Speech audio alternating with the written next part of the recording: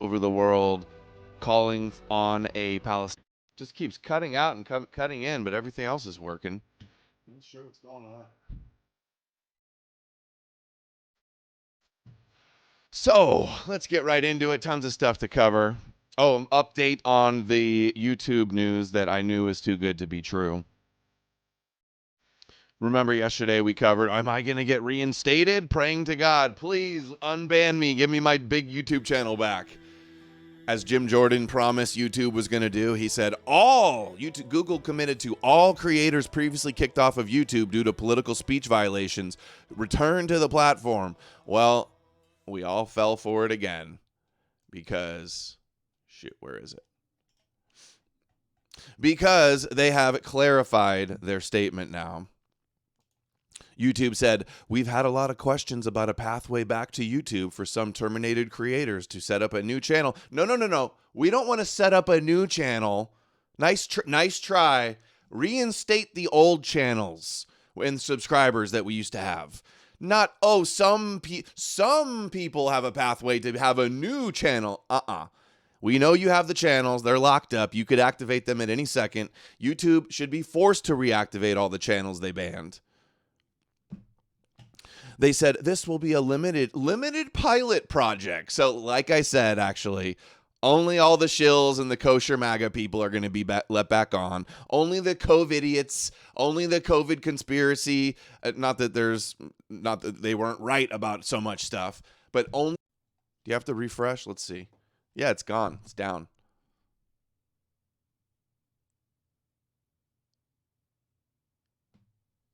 Is it my internet? Refresh. Do you have to refresh? Let's see. Yeah, it's gone. It's down. It's weird how it's so crystal clear and it just cuts out and then comes right back. My video feed in the interview yesterday was super low quality. And I thought that was their program that they were using or one of their connections. But I'm not sure what it is. But we're back. Hopefully it kick went down.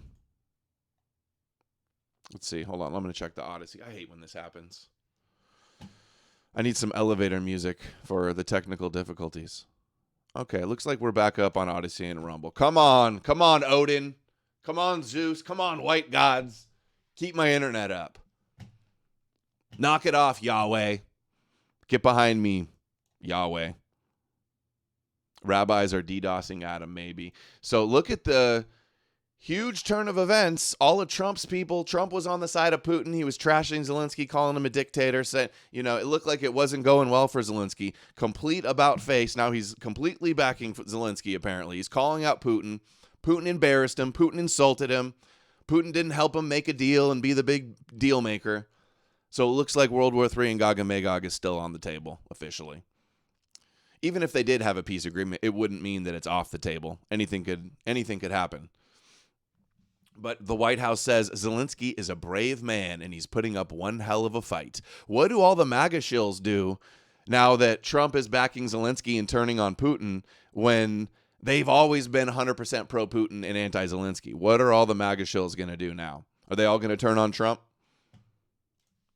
He put out a statement on his True Social. Trump says, after getting to know and fully understand the Ukraine-Russia military and economic situation, and after seeing the economic trouble it is causing Russia, I think Ukraine, with the support of the EU, is in a position to fight and win all of Ukraine back in its original form.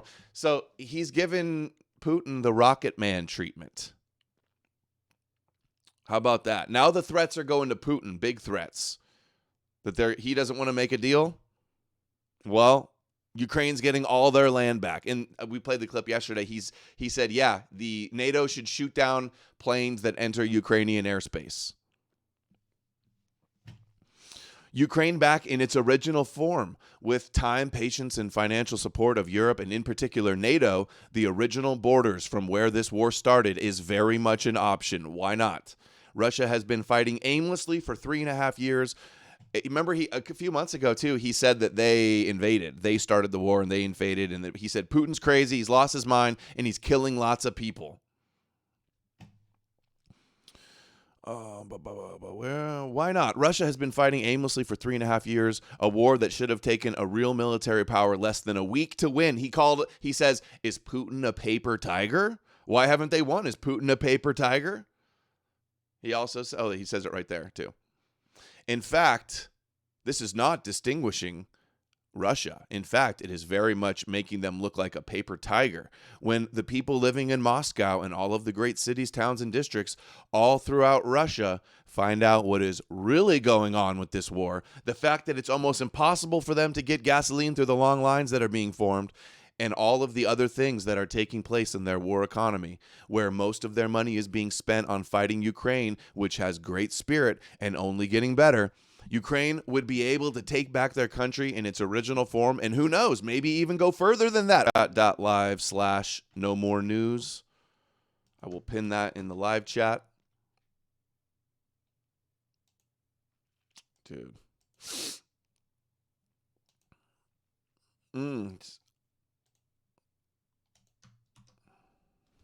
So glitchy.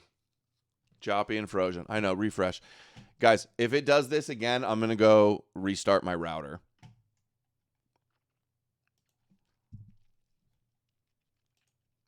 Hold on. Okay. But they've been 3.5 years and they've gotten not so far. So we'll see what happens. But the other side can fight too. And they've proven that. Maybe it's it could be that Russia's a paper tiger. I don't know what they are, but I'm going to go refresh the router. See you guys soon. I'll be back in a minute.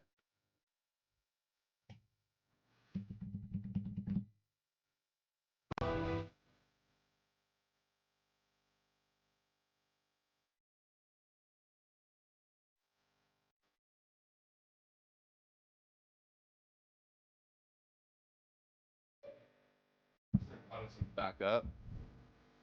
Let's try Rumble.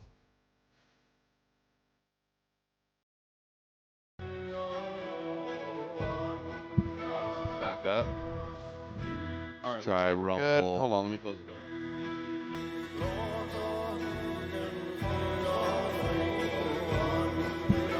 Back up. All right, try Rumble. Good. Hold on, let me close the door.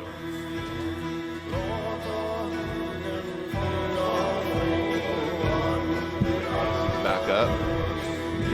All right, try Rumble. Good. Apologize for that. Hopefully the restart of the router. Smooth as butter now. That fixed it. Okay, refresh. Share the link. Power chat is on and pinned. Power chat is, oh my God.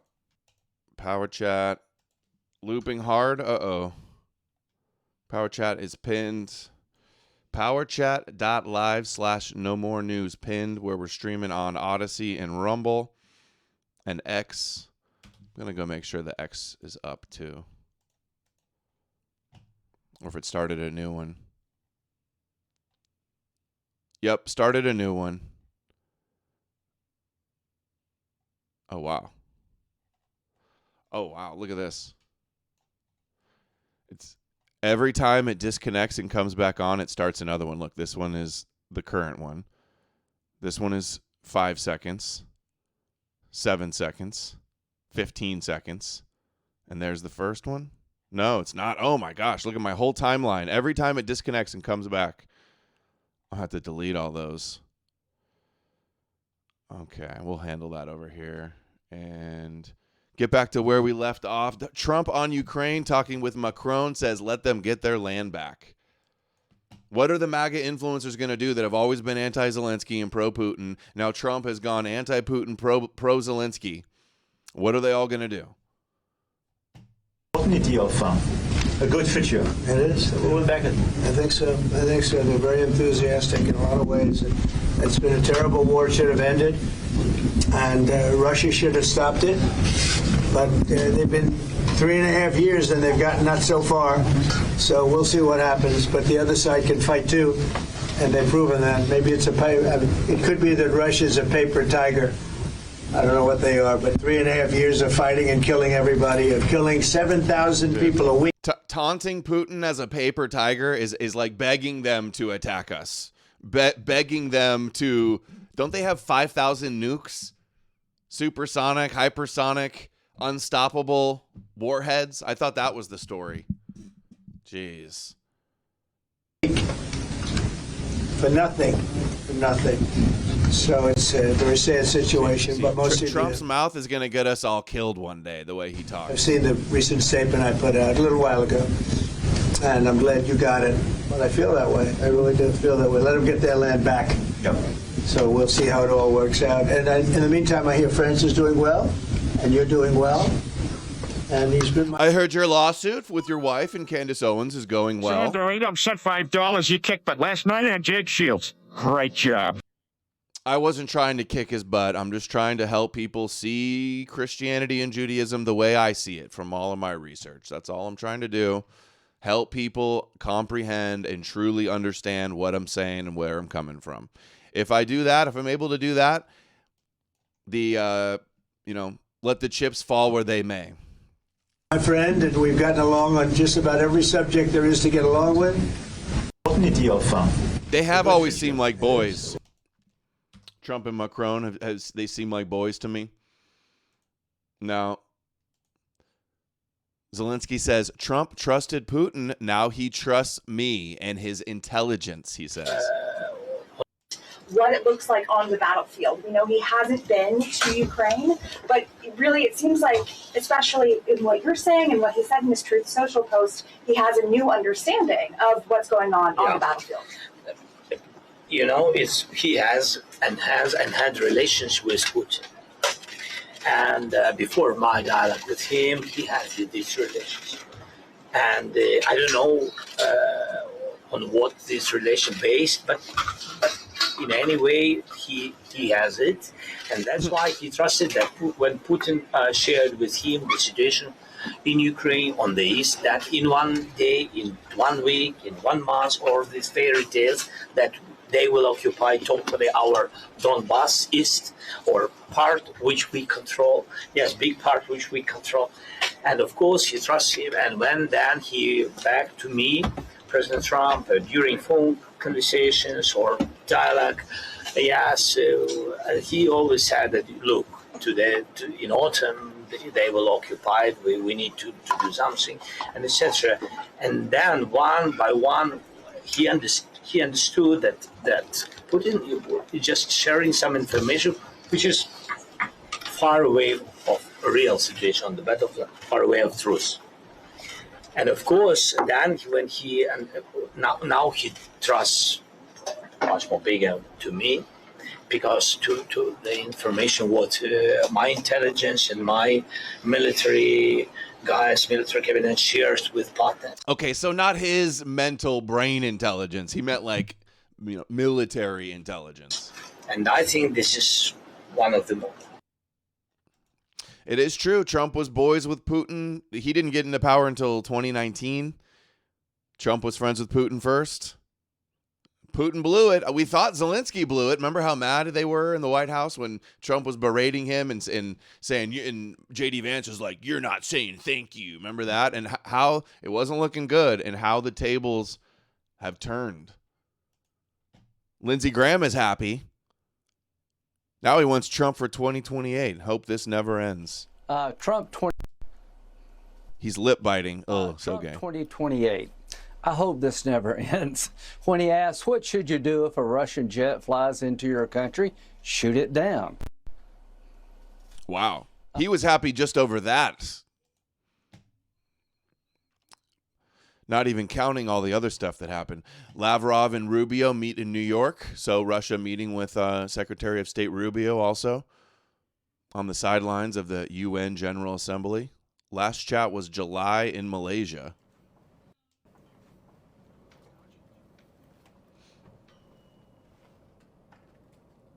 Didn't they meet at the Air Force Base in Alaska? Thank you, press. But what, Rubio wasn't there? It was Trump? Thank you, press. Thank you, press. Thank you. Every person was white at the table. Okay, Alex Jones is seething. World War III alert, Trump goes insane and implies Ukraine could conquer Russia. I want to hear Alex Spurgeon about this. 7,000. decade that they're going to We watched that already. trouble. Nothing. This is from President Trump. After getting to know and fully understanding the Ukraine-Russia military and economic situation, and after seeing the We just read that whole thing. Ukraine could comment this morning that trend, who knows? I've noticed Nick Fuentes has turned anti-Russia now, and even did some Telegram post, something about that was in pro-NATO sentiment. And now all the Russia hacks are all coming out and attacking him. Ron Unz wrote an article saying that he thinks Fuentes got the call and is sold out or something now because he's finally got Trump right and finally got the Russia issue, realizing that the Putin psyop. He finally got, well, not finally, but he's not going all in on the kooky Charlie Kirk conspiracies, being critical and skeptical and careful about that. And then all the Russia hacks are all out attacking him like they have me in the past. Maybe even go further than that. That's what NATO and the unelected EU Commission has been saying for a decade, that they're going to get a war with Russia. It'll last decades, and then Russia will fall, and then Europe will divide up Russia in 5 parts. So I wrote the headline this morning that Trump does 180, calls for continuance of war. I'm sorry, that's wrong. It's worse than that. We got to change the headline. Trump goes insane. Implies Ukraine could conquer. Un's review is very pro-Russia. Their writers there are very pro-Russia.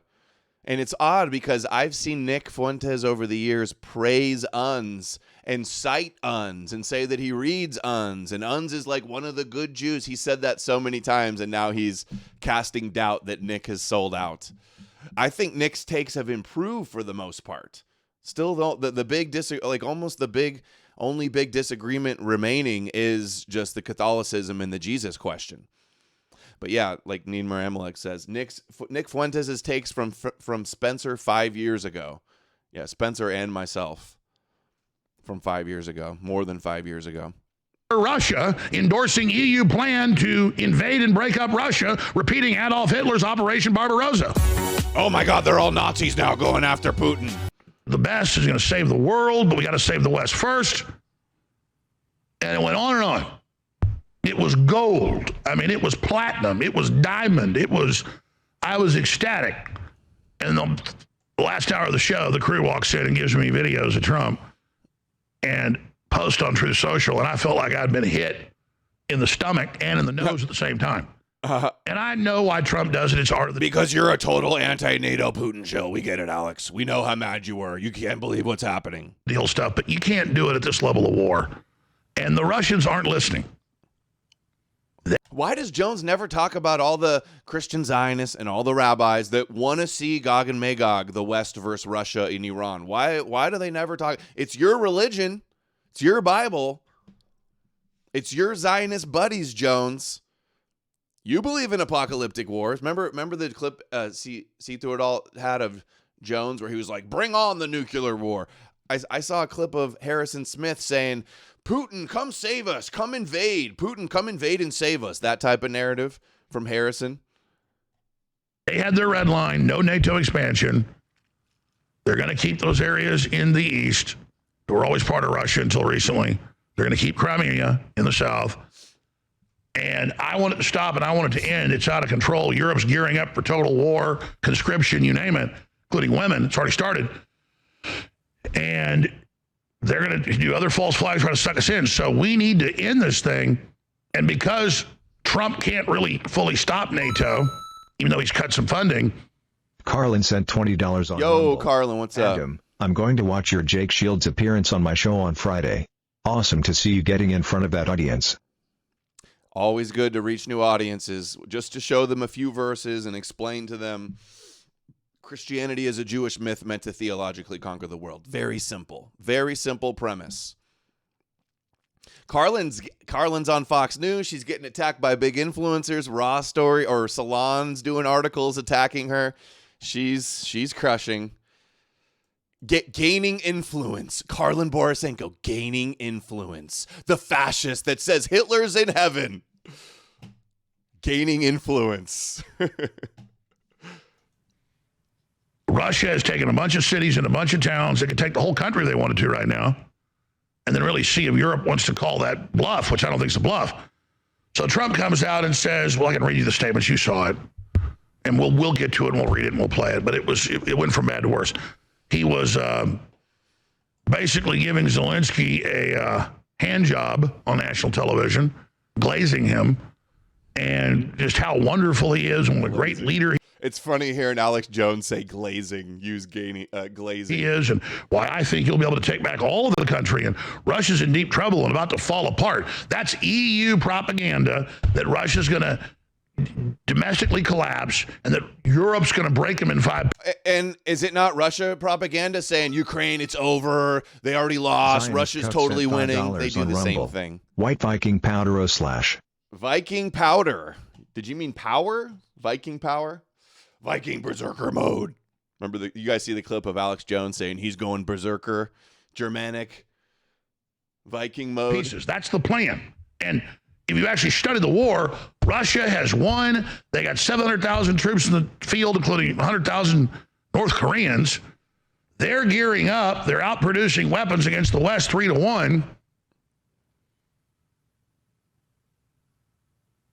But they're Russia our does have friend. some economic problems, but nothing compared to Europe or China. And we're on the verge of big problems. Dude, talk about glazing. Jones glazes Russia and Putin day in and day out. Having Dugan on, having that Jewish Vladimir guy, I forget the names, I always forget his name, on, the top reporter over in Russia. Having Victor Bout on, the hostage exchange that they did, the criminal prisoner exchange that they did. I'm going to talk about glazing. Trump's taught Putin didn't want to negotiate, and Trump's doing art of the deal. Now Trump's glazing. It's not art of the deal anymore now that he's having to negotiate tough with Putin.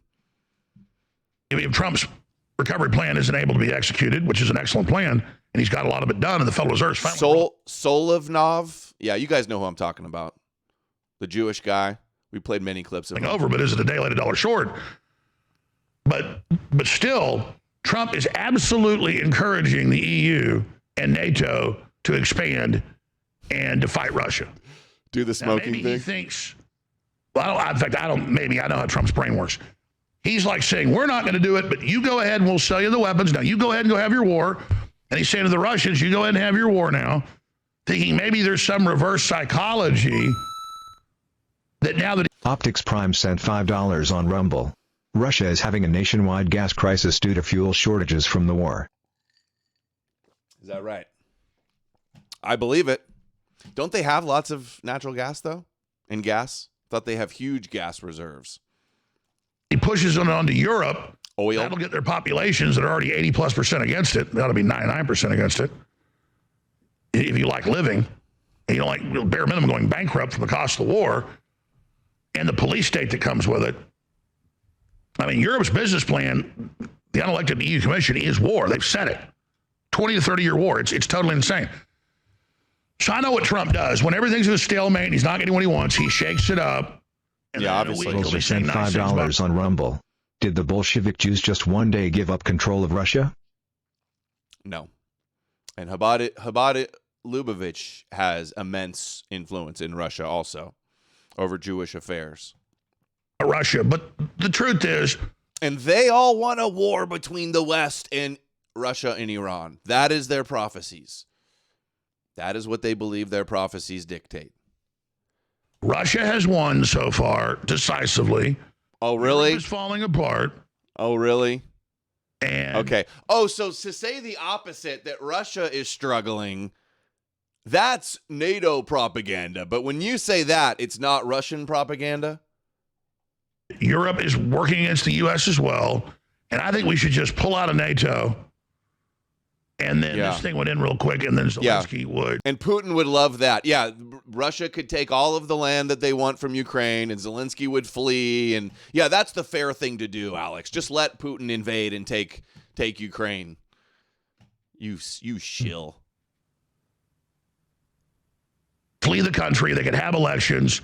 Russia. Hey, maybe Putin should have elections. He's only been in power for 25 years. Maybe Putin's a communist KGB dictator.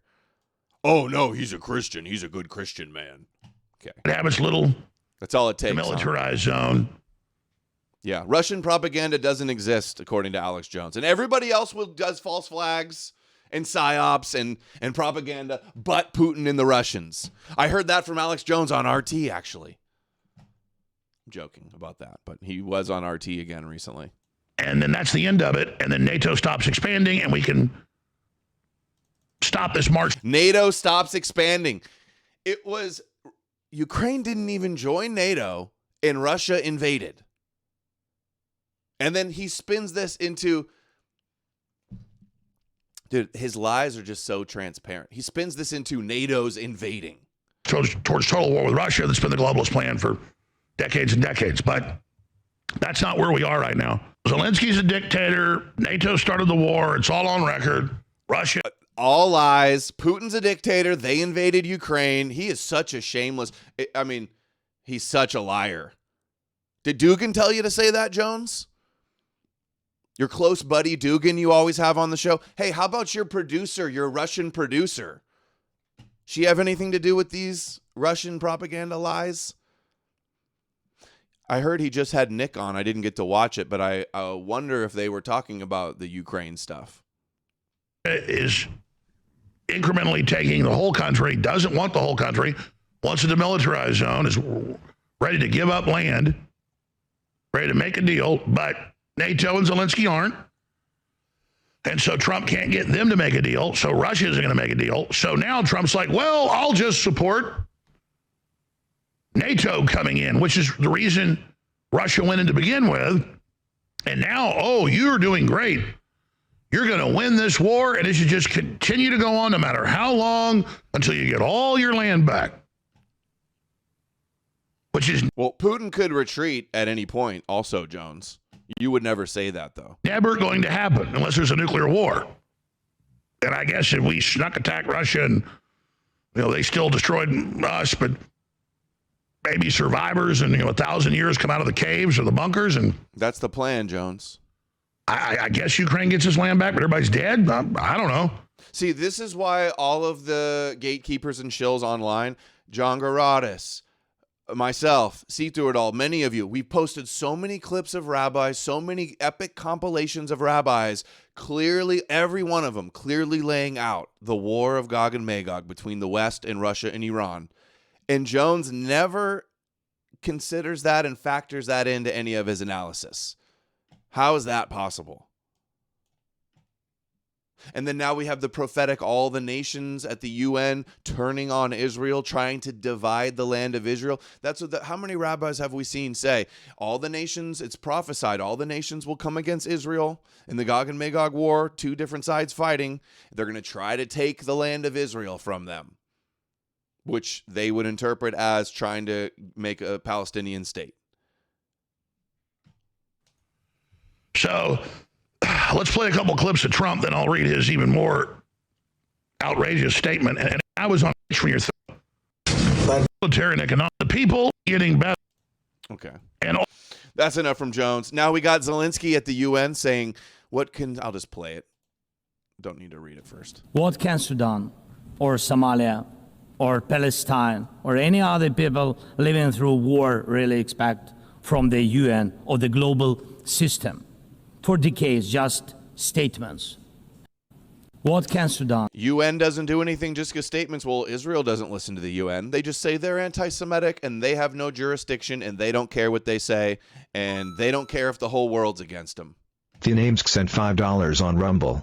I watched some of their talk on the war. Unfortunately, Nick is still pushing some of the propaganda about Russia dominating, but maybe he still doesn't understand the full scope. I mean, if they're dominating, then why is it still going on for so long? I think Trump's analysis and critiques are true. It's been how many years now? And it's just at a stalemate. People are dying on both sides. If Putin was so concerned about Russia, NATO encroachment, this is what his invasion is putting them way more at risk with the conflict with NATO. But yeah, it is true. The UN doesn't really do anything. Well, it's because America defends Israel too. They pulled out of the Human Rights Council because they're anti-Semitic against Israel. They're sanctioning the ICC because they're investigated Israel's genocide. Macron defending his recognition of Palestinian statehood with Trump. Let's see this. See these guys arguing about Palestine. You can't forget that. Would you recognize Palestine if the hostages just were back? perhaps to make it clear on that, I think it's why yesterday 11 countries did recognize Palestine. Not as it was not a decision taken like that, neither by UK nor by Canada nor by France. It's just a big change. Big change. Everybody's recognizing Palestine but Trump. And all the allies and all the world pressure on Trump. Netanyahu's coming to visit the White House and talk about Trump with what's going on next week. It's going to be a big deal. Big things are happening. President Trump is totally right. Nobody forgets the 7th of October. I went there a few days after, taking families in my hands, and we experienced all together these horrific attacks. And by the way, we lost a lot of French people in this terrorism. But after almost 2 years of war, what is the result? Once again, they killed the top leaders of Hamas. It works. This is a great achievement. But at the same time, you have as many Hamas fighters as you had the first day. So it does. Is that true? How is that possible? There's still the same number of Hamas fighters as October 7th, the first day? That seems a little unbelievable.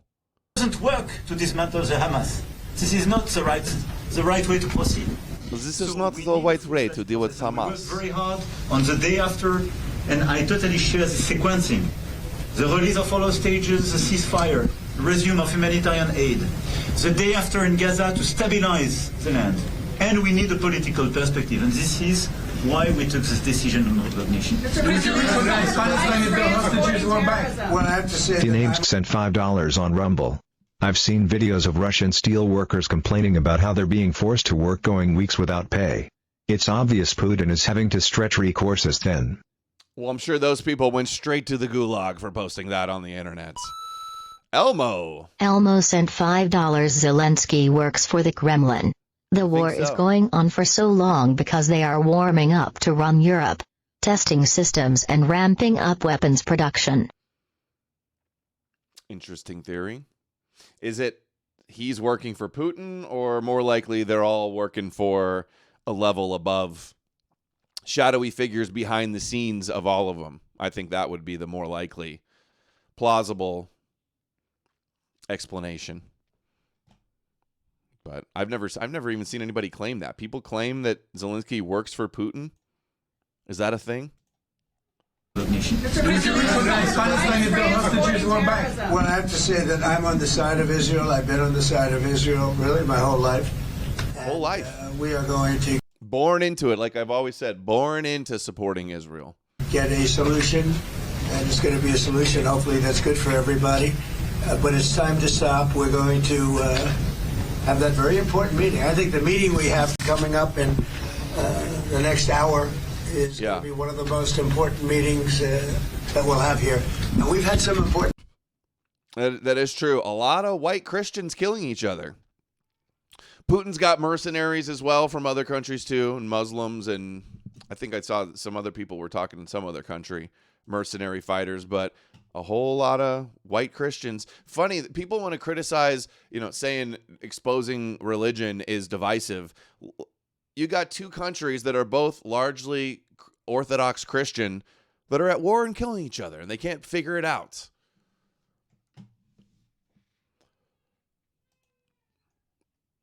Mike Flynn, guys, just so you know, anybody that's ever thought, I know my audience won't, but a lot of people think Mike Flynn is like based or something. He's a Judeo-Christian Zionist, Putin-shilling hack. And he says, there is no Palestinian state. This needed to be said. Now let's move on with true peace negotiations. Yeah, saying there's no Palestinian state and then moving on to what? Giving it all to Israel because they're chosen by God? God chose Israel, like Flynn says.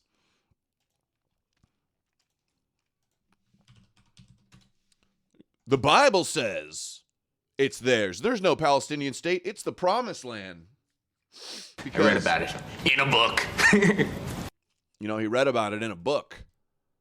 The book says it's the Jews get it. I'm looking for my Flynn clip. It's not coming up. Oh, maybe there it is. No. Oh, there it is. Boom. You know, God actually didn't choose America. God chose Israel.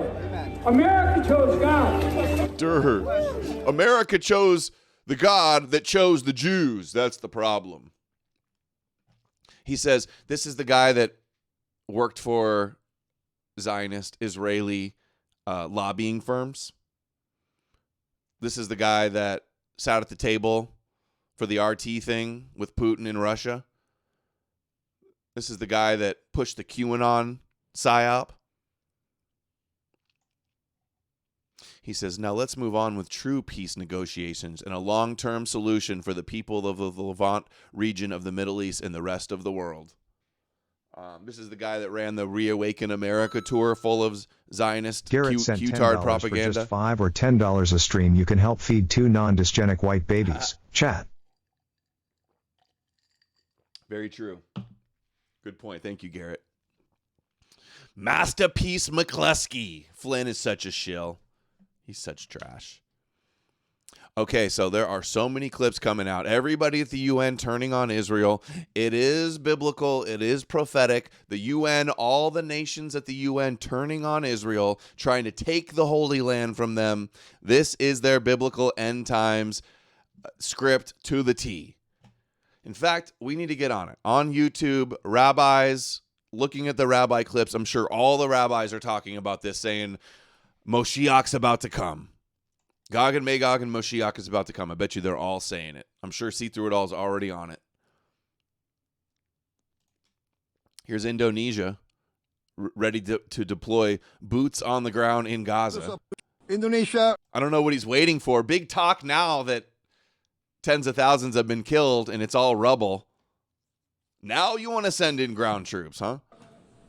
Is prepared to deploy.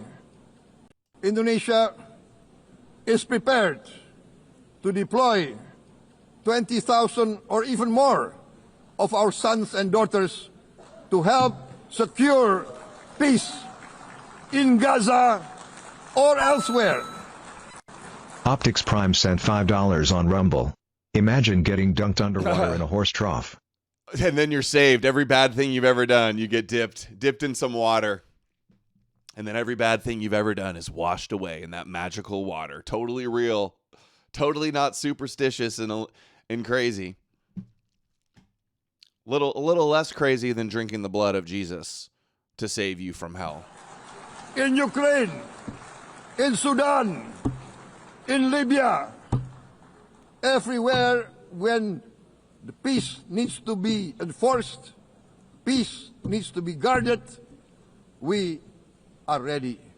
We will take our share of the burden, not only with our sons and daughters, we are also willing to contribute financially to support the great mission to achieve peace by the United Nations. Okay, there's Indonesia. We got, I'm not sure who this guy is. Let's see if we can tell by his accent. We thought to genocide. It is a genocide, and we need... It's blood libels. Everybody's saying they're genociding. They're blood libeling anti-Semites, and they don't care what they say. And they'll take on the whole world. Has that not been the narrative we've been seeing unfold? To prevent it. This forum is a mute witness to a genocide. In a world where we thought that this was something only a legacy of Hitler. Here they don't speak of life, of the climate crisis. What is happening is the death of thousands of children. Meanwhile, we in Colombia to genocide. Colombia. Okay. Now, Qatar. Israel recently bombed Qatar. Let's hear what he has to say. They visit our country and plot to attack it. They negotiate with delegations and plot to assassinate the members of the negotiation teams. It is difficult to cooperate with such a mentality that does not respect the most minimum standards of cooperation. It is impossible. Is this not the definition of a rote government? Rogue government. Wow. The world has seen enough, it seems like. They are not holding back here. Vietnam. Humanitarian ship among nations. On this occasion, a lot of pressure is going to be put on Trump. There is a possibility that he may betray in turn, at least that's what they'll say, that he betrayed, he turned on Israel. He's dividing the land of Israel. That Israel will be ready to unleash the wrath of God on Edom in the west. And they've got 7 ways from Sunday to do it. Vietnam calls for ceasefires and an end to all acts of violence, protection of civilians, and facilitation of humanitarian access in conflict zones. Vietnam welcomes the recent recognition of the State of Palestine by more countries and urges the international community to act swiftly to end the humanitarian crisis faced You've heard by me talk the about all-family Palestinian pharmacy people. before, but let me ask, We have you also actually... reaffirm among nations. On this occasion, Vietnam calls for ceasefires and an end to all acts of violence, protection of. Okay, we got Japan moving to the other Asian nation. For our country, the question is not whether to recognize a Palestinian state, but when. For our country, the question... Yeah, good question. They're all talking about Palestinian state in the West Bank. Are they ceding Gaza? The one guy said he was going to send troops to Gaza. Like, I don't think the nations, the world is going to go along with Trump's taking Gaza and turning it into a freedom zone and doling it out to Kushner was going to be in charge of that, by the way. Kushner's been involved with this from the beginning. The question is not whether to recognize a Palestinian state, but when. Not if, but when. Serious and the Again situation from Japan. surrounding Palestine has reached an extremely serious and alarming juncture that threatens to undermine the very foundation of a two-state solution which the international community has long sought and which Japan has consistently supported. The recent expansion of the Israeli ground operations in Gaza City will further aggravate the already dire humanitarian crisis in Gaza, including famine. Japan condemns these actions, which are entirely unacceptable. If Trump continues to back Israel, the whole world is going to turn against not just them, but us. We'll be scapegoated for all of this. We've seen that's the narrative they love to push, is that Israel works for America. They're a satellite. They're aircraft carrier in the Middle East. They're our proxy, right? That's how they always try to spin it. In the strongest possible. It's just all the Christian Zionists. They want Israel so Jesus will return. They got a whole bunch of talking points to try to scapegoat America for Israel. So it's like... it almost feels like either way we're screwed. If Trump continues to back Israel and is the lone people backing them and defending them and trying to block a Palestinian statehood, then the whole world turns on us and hates us, and we get scapegoated and blamed for it. If he goes along with the world, the Israel and the Jews will say he betrayed us, the West betrayed us, they abandoned us, and then there will be repercussions for that. They will attack, they will false flag, they will, ignite us into a big war with Iran, something like that. It's like either way, it doesn't look good. I don't have the confidence in Trump to navigate this situation and actually save us. We call for their immediate cessation. I feel strongly indignant by the statements made by senior Israeli government officials that appear to categorically reject the very notion of Palestinian state building, we must never overlook the unimaginable hardships the people of Gaza are facing. Japan has consistently supported the lives and dignity of the people of Gaza through humanitarian assistance, including the medical treatment of the wounded in Japan.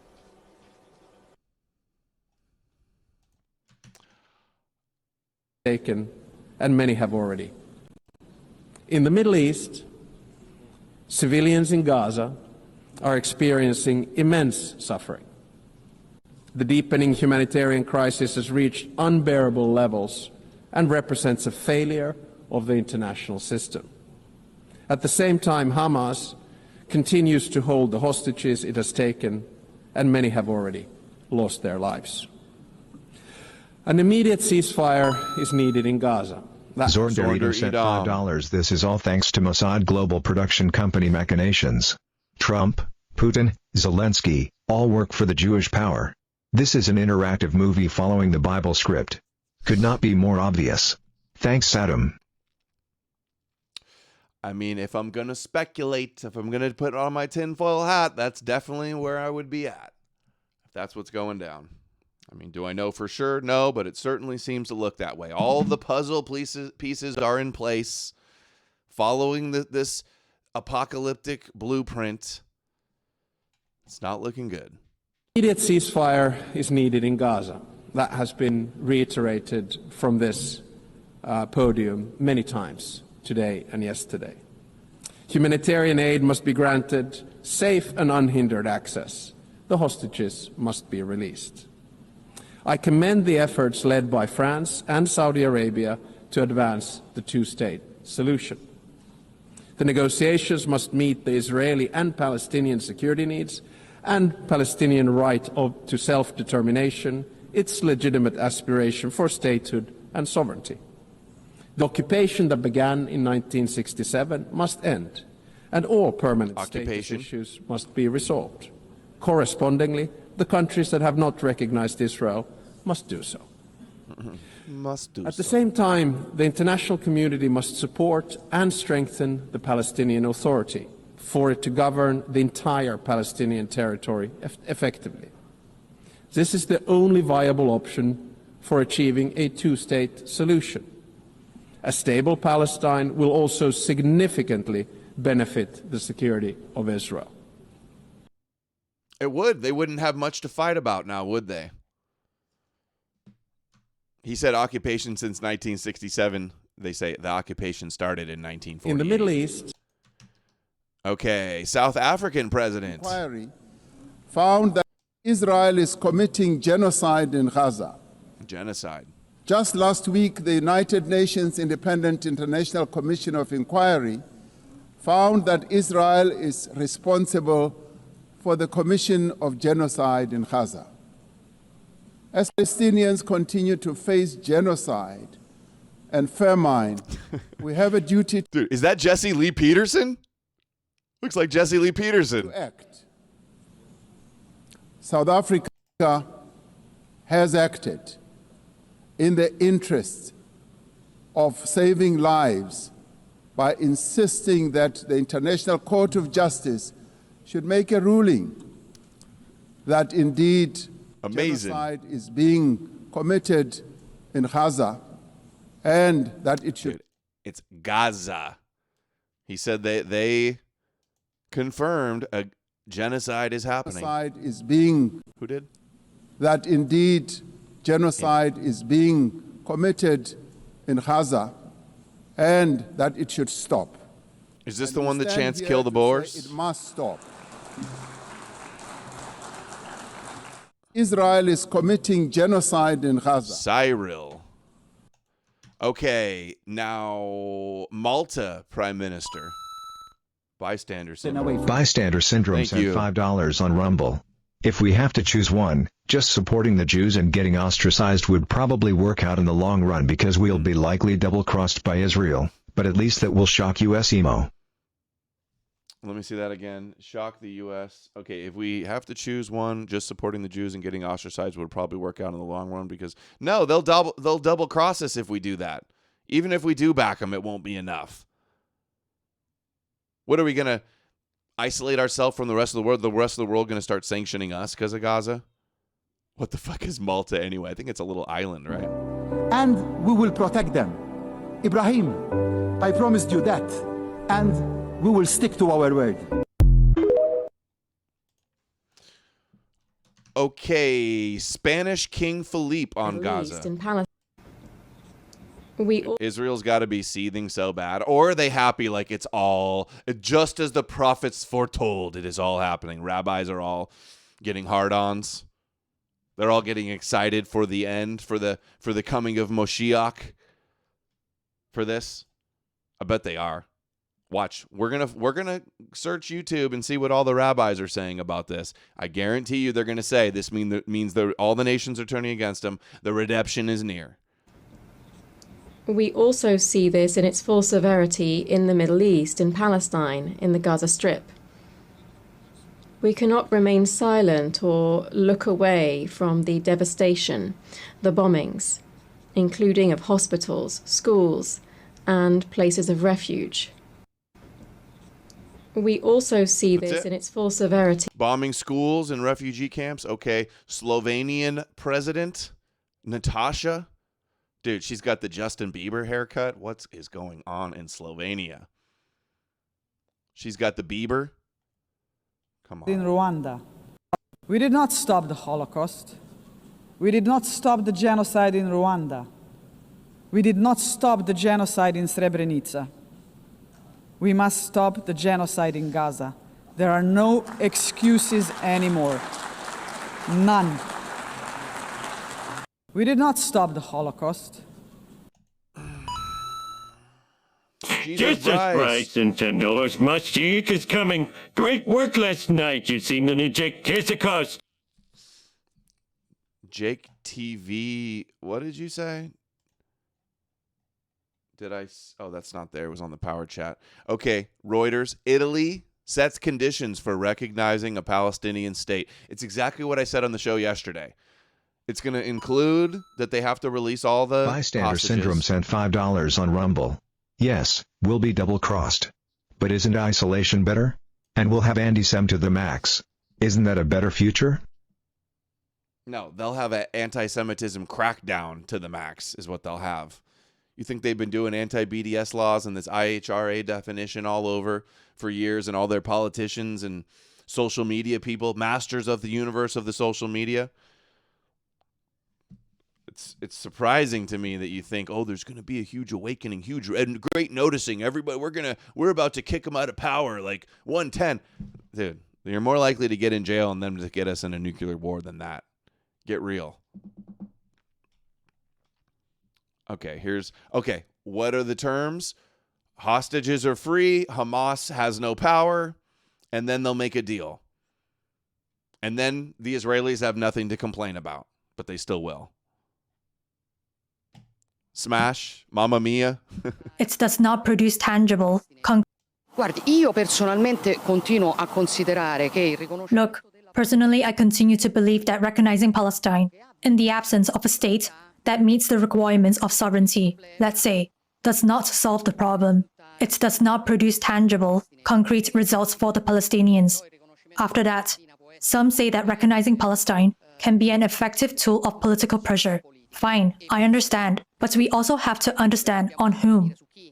In a sense that I think the main political pressure should be directed towards Hamas. She looks like Golem in a wig. Because That's it is funny. Hamas that started this war, and it is Hamas that is preventing this war from ending by refusing to release the hostages. So let's say, following that reasoning. But then, I announced that the majority will present in the chamber a motion stating that recognition of Palestine must be subjected to two conditions: the release of the hostages, and, of course, the exclusion of Hamas from any role in governance within Palestine. Guardi, io personalmente continuo a considerare. That would go without saying, of course, right?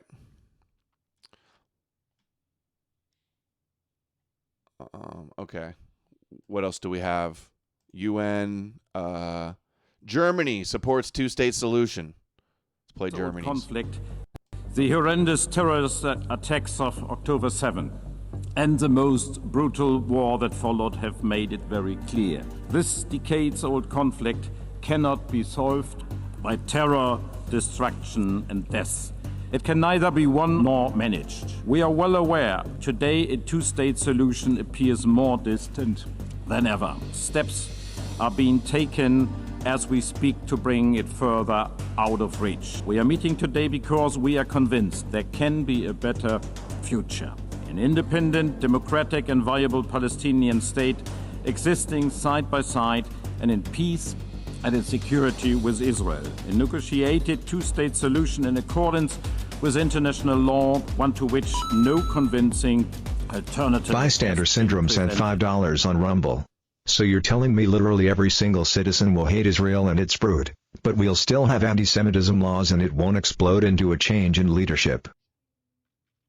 No, I don't think it's going to change. They're still voting in Christians. We're having a Christian Zionist Charlie Kirk revival right now.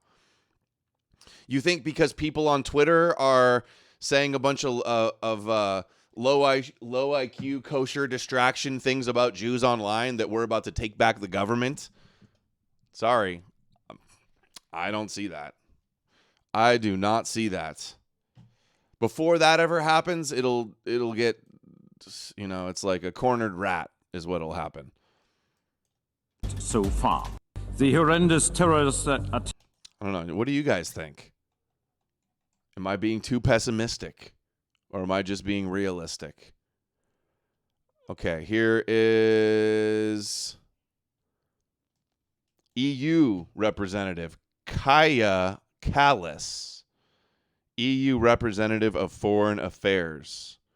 Let's see what she says. Europe has been the Dear President, Excellencies, if a military solution were possible in Gaza, Israel's war on Hamas would already be over, and the hostages would have been released.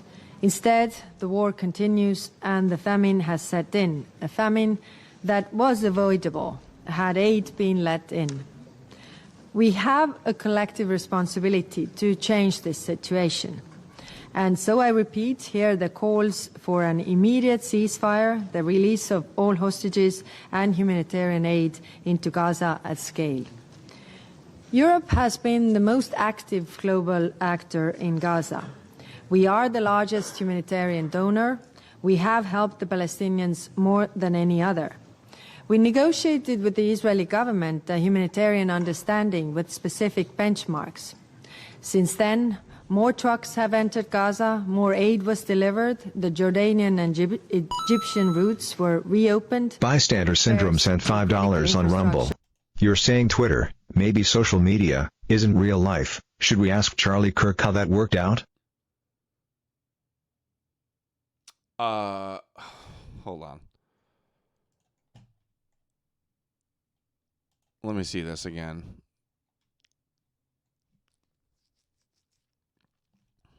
Come on, load. You're saying Twitter, maybe social media isn't real life. It's real life to a degree.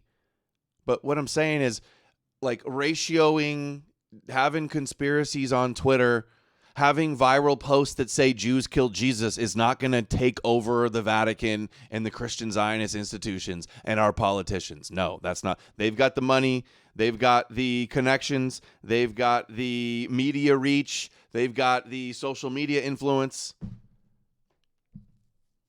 Should we ask Charlie Kirk how that worked out? I don't see how that connects, Bystander Syndrome. How it worked out. You're saying because he got taken out that, like, Jewish power is going to be taken out? Is that what you're getting at? I don't know. Sure, we're carrying Thank you, though. Thank you for the input, Bystander. Very interesting. In August, a ship carrying 1,200 tons of aid departed from Limassol, Cyprus. Further shipments will continue. But we all know it's not enough. Like, think of all the Christians in the world. What percentage of Christians are, like, hate Jews and blame them for killing God and say they're the synagogue of Satan. What percentage of Christians in the world actually think like that? We see it a lot on Twitter because they're all e-crusaders that are terminally online. But in the real world, in the churches, in the seminaries, in the theological institutions, in the governments, none of them are like that. Like not even 1 in a million. 0.0001%. That is why European Union is pulling other levers to try and push the Israeli government to change its course of action. We recently proposed sanctions on extremist ministers in the Israeli government, sanctions on violent settlers in the West Bank and entities supporting their impunity, additional sanctions on Hamas terrorists, and the suspension of trade concessions with Israel. This is a message to current Israeli government. Change course and address the humanitarian suffering. In addition, another fundamental question hangs over us: how to square Israel's legitimate right to live in safety and security with the future Palestinian state. We have always believed that there is one answer: 2 states side by side. As we saw during yesterday's conference, the weight of the world is behind the 2-state solution. The European Union has worked hard to make this possible. The European Union is also... Bystander Syndrome sent $5 on Rumble. I agree with you there. But if we get publicly betrayed, I don't think Christcuckery will survive. Sorry for all the interruptions, guy. I do love the show. Also not shilling, just brainstorming. That's cool. No, I asked for you guys. I asked for your guys' input. I just asked a second ago, what do you guys think about all this? So I appreciate it, bystander. Being supporter of the Palestinian Authority, we will provide 1.6 They're valid questions over the next 3 years. We also kept Palestinian institutions functioning during this war, including education. We have now launched a forum to finance the future for the Palestinian people, the Palestine Donor Forum. And the Global Alliance remains the best mechanism for the discussions on how to turn commitments into actions. There must be a turning point in this war, and it cannot be in the expense of either the viability of a Palestinian state or the legitimate concerns of Israel.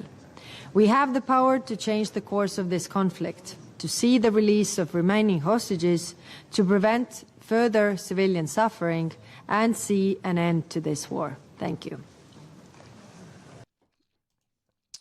What else do we have here? President of Iran claims that they never sought and will never seek to build a nuclear bomb. So you're telling me Israel was lying? Tell me Israel ran this whole lying campaign just to stop your energy, nuclear enrichment? To build a nuclear. I hereby declare once more before this assembly that Iran has never sought and will never seek to build a nuclear bomb. We do not seek nuclear weapons. This is our belief based on the edict issued by the Supreme Leader and by religious authorities. Therefore, we never sought weapons of mass destruction, nor will we ever seek them. Whereas those who disturb the peace and stability in the region lies in Israel, but Iran is the one that is being punished for those actions. There is a poem that roughly says something to the effect that someone in one side of the world does something to disturb the peace and someone else is punished for those actions. I hereby declare... Isn't it crazy how Israel has the illegal secret nuclear program and that they're bombing Iran, claiming that they want to have one, and they're saying no, they don't? Although I don't know if I totally trust them. They probably do. They probably do for defense. That's like the same reason that Israel wanted it for. Okay, Trump is meeting with Arab and Muslim leaders from Saudi Arabia, Qatar, UAE, Egypt, Jordan, Turkey, Indonesia, and Pakistan on the sidelines of the UN. Trump calls the meeting the most important meeting. No, Israel. All the Muslim countries, all of Israel's neighbors, many of them that Israel has been bombing. Oh, wait, maybe not. No Qatar. Anybody. No Syria. Very much. No Yemen. And you too, my friend. Great speech. You did a great job pounding on that table. I said, how would you like to deal with him when you left? It's not easy. You did a great job. Thank you very much. Thank you, everybody. We're going to work very hard on this. This is my most important meeting. I've had important meetings. I don't want to insult anybody that we've met with. We met with just 32 meetings here.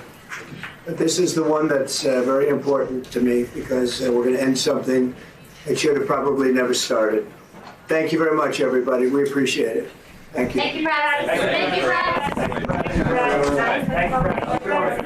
Thank you very much. And you too, my friend. President Trump, again, advocating for him to get the Nobel Peace Prize. I showed a compilation of him a couple weeks ago. It was from the John Swinn's Expose the Enemy Iran video on YouTube. He had a little section with a bunch of clips of Trump obsessed with getting the Nobel Peace Prize. He's like, the Jews gave him the Prince of Peace Prize. He needs the Nobel Prize now, too. Live to grow up now after ending all of these wars and also earlier negotiating the Abraham Accords, which is a very big thing for which our country received no credit, never receives credit. Everyone says that I should get the Nobel Peace Prize for each one of these achievements. But for me, the real prize will be the sons and daughters who live to grow up with the mothers and fathers, because millions of people are no longer being killed in endless and unglorious wars. What I care about is not winning prizes, it's saving lives. We saved millions and millions of lives with the 7 wars. And we have others that we're working on, and you know that. Now, the 7 wars, another 7. The prophetic 7 wars. Look, I just noticed Richard Spencer basically quoted me. I talked about it at the beginning of the show. YouTube is apparently only reinstating COVIDiots and Q-tards, MAGA shills. That is, they're only reinstating people who cause actual real-world harm, not those deemed racist during Trump's first term. Yep. Shout out Spence for the tweet out and the tag. Oh, that's disturbing. That's an image I can't get out of my head. Trump meets with right-wing populist, ultra-Zionist Chabadnik Noahide, wants to convert to Judaism. Javier Milei, president of Argentina. Apparently they're in financial trouble. He inherited a mess. I thought he's supposed to turn it around and save it and have a libertarian cutting all the... Remember he had the chainsaw, he's cutting all the cost. Now apparently we're bailing him out. We're bailing out Trump's Chabad buddy, Javier Milei, who cries at the wall and goes and visits Chabad Lubavitch and cries at the wall in Israel and says he wants to rebuild the temple. And we both... So now we're backing Argentina now, too. Another Chabadnik. Well, thank you very much, everybody.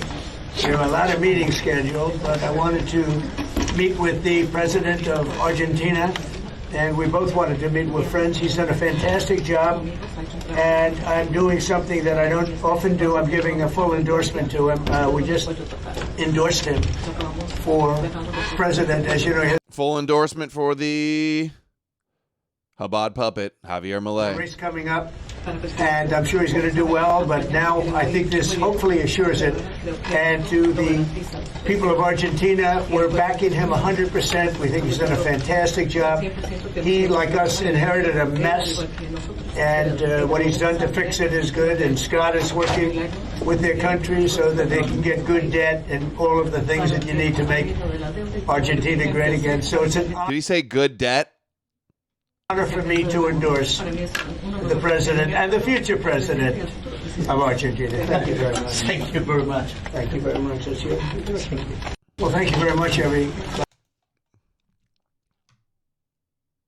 Exactly, Richard, because they're both controlled by Chabadnik, messianic loons.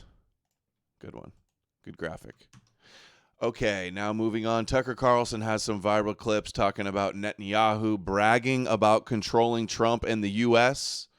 Wouldn't doubt it for a second. Seen him basically do it before. In Hebrew he was speaking to Israelis. He's like, my relationship with Trump, we will leverage the Americans. And then the secret recording of him that got leaked in the West, in I think it was in an illegal settlement, where he said, America is easily moved. We've got 80% support. You know, they do whatever we say, that type of thing. So I wouldn't doubt it. Can't. I mean, Bibi's running around. This is a fact. I'm not guessing about this because I talked to people he said it to, is running around the Middle East, his region, and his own country and telling people point blank, just stating it, I control the United States. I control Donald Trump. He's saying that. And again, I'm not guessing at all. That's a fact.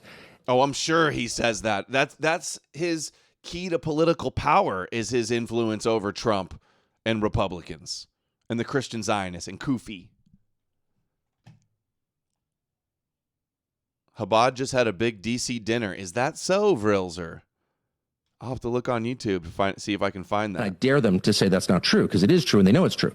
So I'm an American. How do you think it makes me feel? Even if I didn't vote for Trump, which I did vote, I campaigned for Trump, but even if it was Joe Biden, I'm an American. You can't it's too humiliating. I can't handle that. And I shouldn't have to put up with that. This is a country of 9 million people. I'm not even attacking the country. I'm attacking my leaders who are allowing my nation of 350 million people to be forced into doing things that are bad for me and my children because of some other country. Like, that is a violation of the most basic arrangement we have with our leaders, which is true. Okay, I guess I did cover the dinner. That's the one where they gave the Palantir CEO their award. Dude, remember, are you kidding me? Palantir CEO getting the Chabad Award? Are you kidding me? Doesn't anyone notice this? I feel like I'm taking crazy pills. Represent us, please, at least most of the time, and they're not. And there's an ongoing humiliation ritual designed to make us all crazy, designed to turn us into haters. I feel like I'm taking crazy pills. I'm not going to give them the satisfaction of becoming what they call me. I'm not a hater, and I'm never going to become one. But I will never accept this. I shouldn't have to accept it. I have nothing to be ashamed of. I have no unexpressed views. I'm not hiding anything. I say exactly what I think all the time. This is wrong. And if it's not wrong, tell me how it's not wrong. Why don't you stop attacking me and trying to get family members fired, which they never stop doing? Why don't you instead tell me how you disagree with me? But they can't, because they don't actually have an argument. There's no way to justify controlling the U.S. government for the purposes of another country's, whatever their plan is, expansion.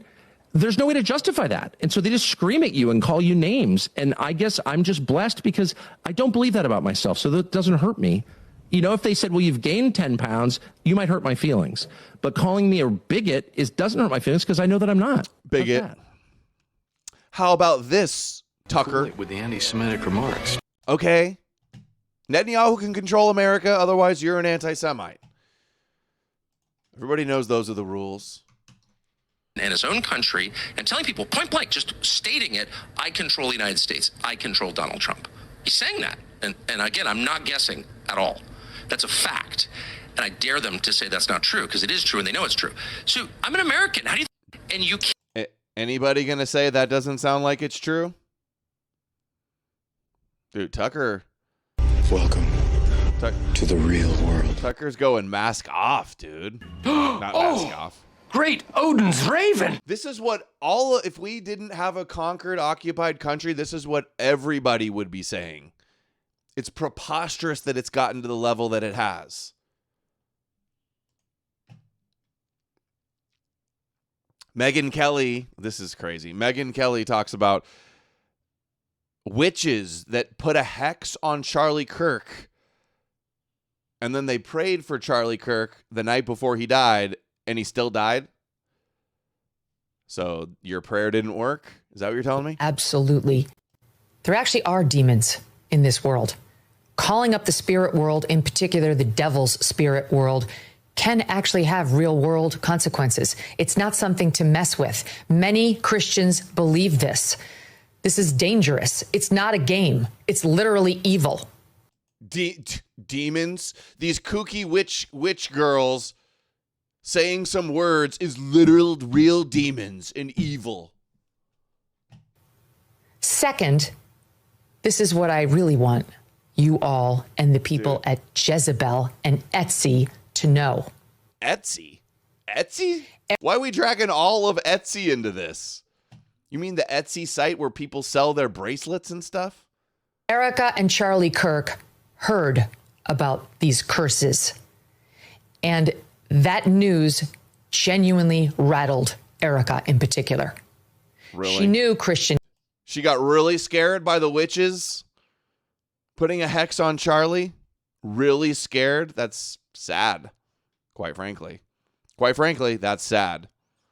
Superstitious, like they think witches are real. The Bible says witches are real. Erica in particular. She knew Christian teaching on the subject. She loved Charlie, absolutely.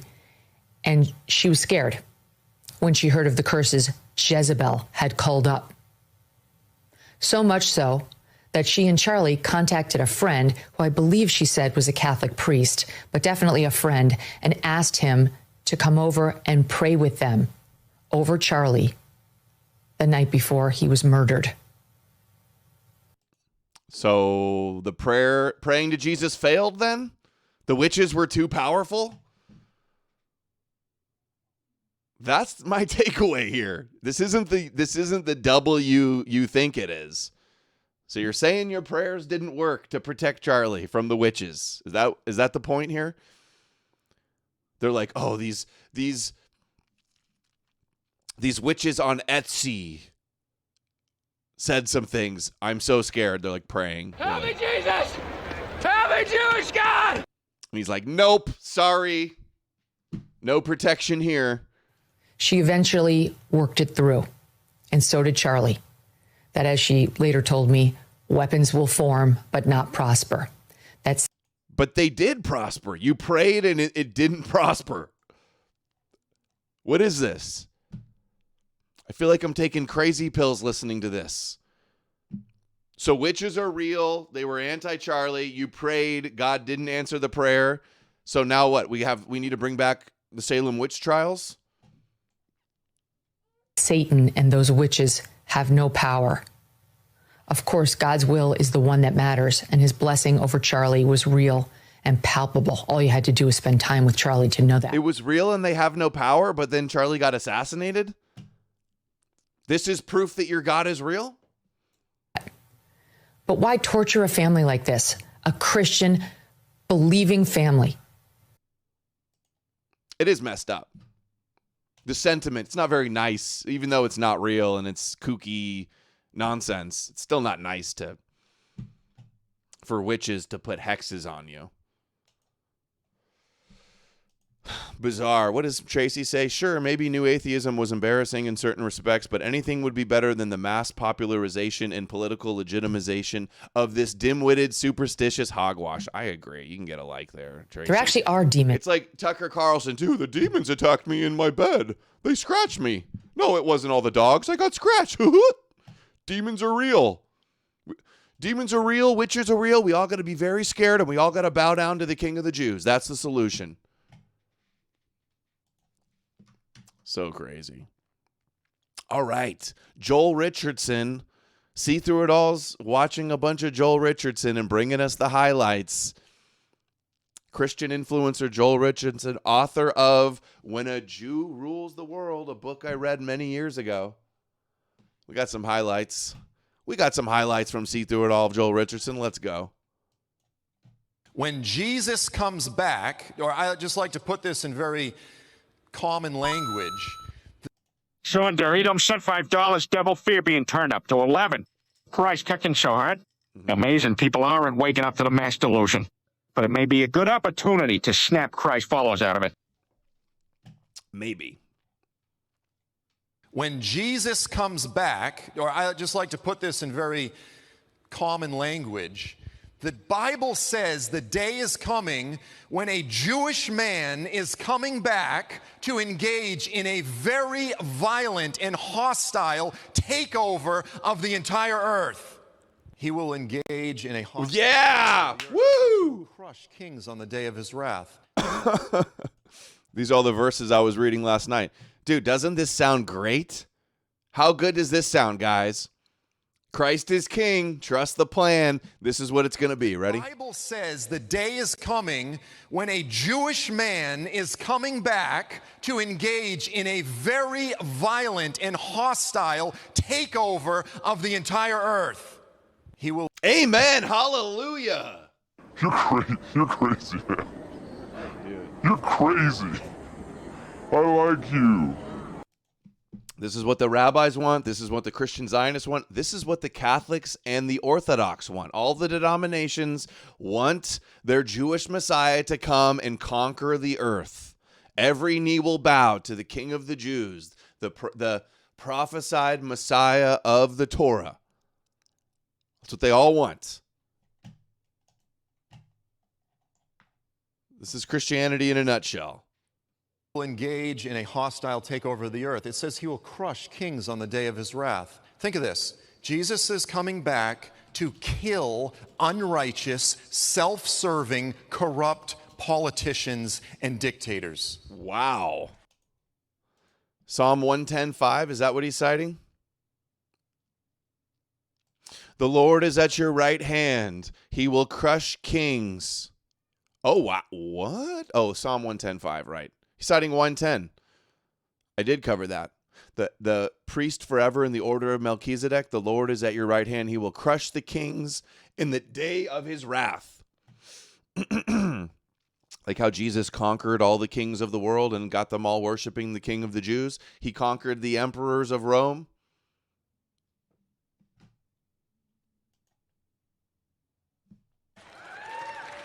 He will crush kings on the day of his wrath. He will judge the nations, heaping up the dead, crushing the rulers of the whole earth. Look, guys, that's uncomfortable. It's not part of the gospel story that's talked about frequently, but it is a very common theme throughout the good news. When Jesus comes. It is the common theme. The Messiah conquering all the goyim. That's the and Christians are like, yeah, so it's good. I want the King of the world to conquer the world. I worship the Messiah. He's gonna take out everybody that doesn't want to bow to the Messiah. Oh, so based. Insane. It's got 3 likes. Adam only listens to rabbis. Adam's sources are rabbis. He's not a real Christian. That's not a real Christian. Do you also believe Jesus is going to return and conquer the earth? Well, yeah, but it's a good thing if his name is Jesus. I'm for the Jewish king conquering the world as long as the Moshiach's name is Jesus. Then it's based in Jesus pilled. That's Christians. That's my impression of a Christian. Or the royal, when Jesus comes back, he will restore the throne of his father David according to the promises of God, and then the throne will last forever. But this is so important, and again, I'll make this point multiple times, is that most Christians don't understand that Jesus is coming back to restore the royal Jewish Davidic monarchy. And he will rule the whole. But it's not Jewish. It only uses the word Judeo.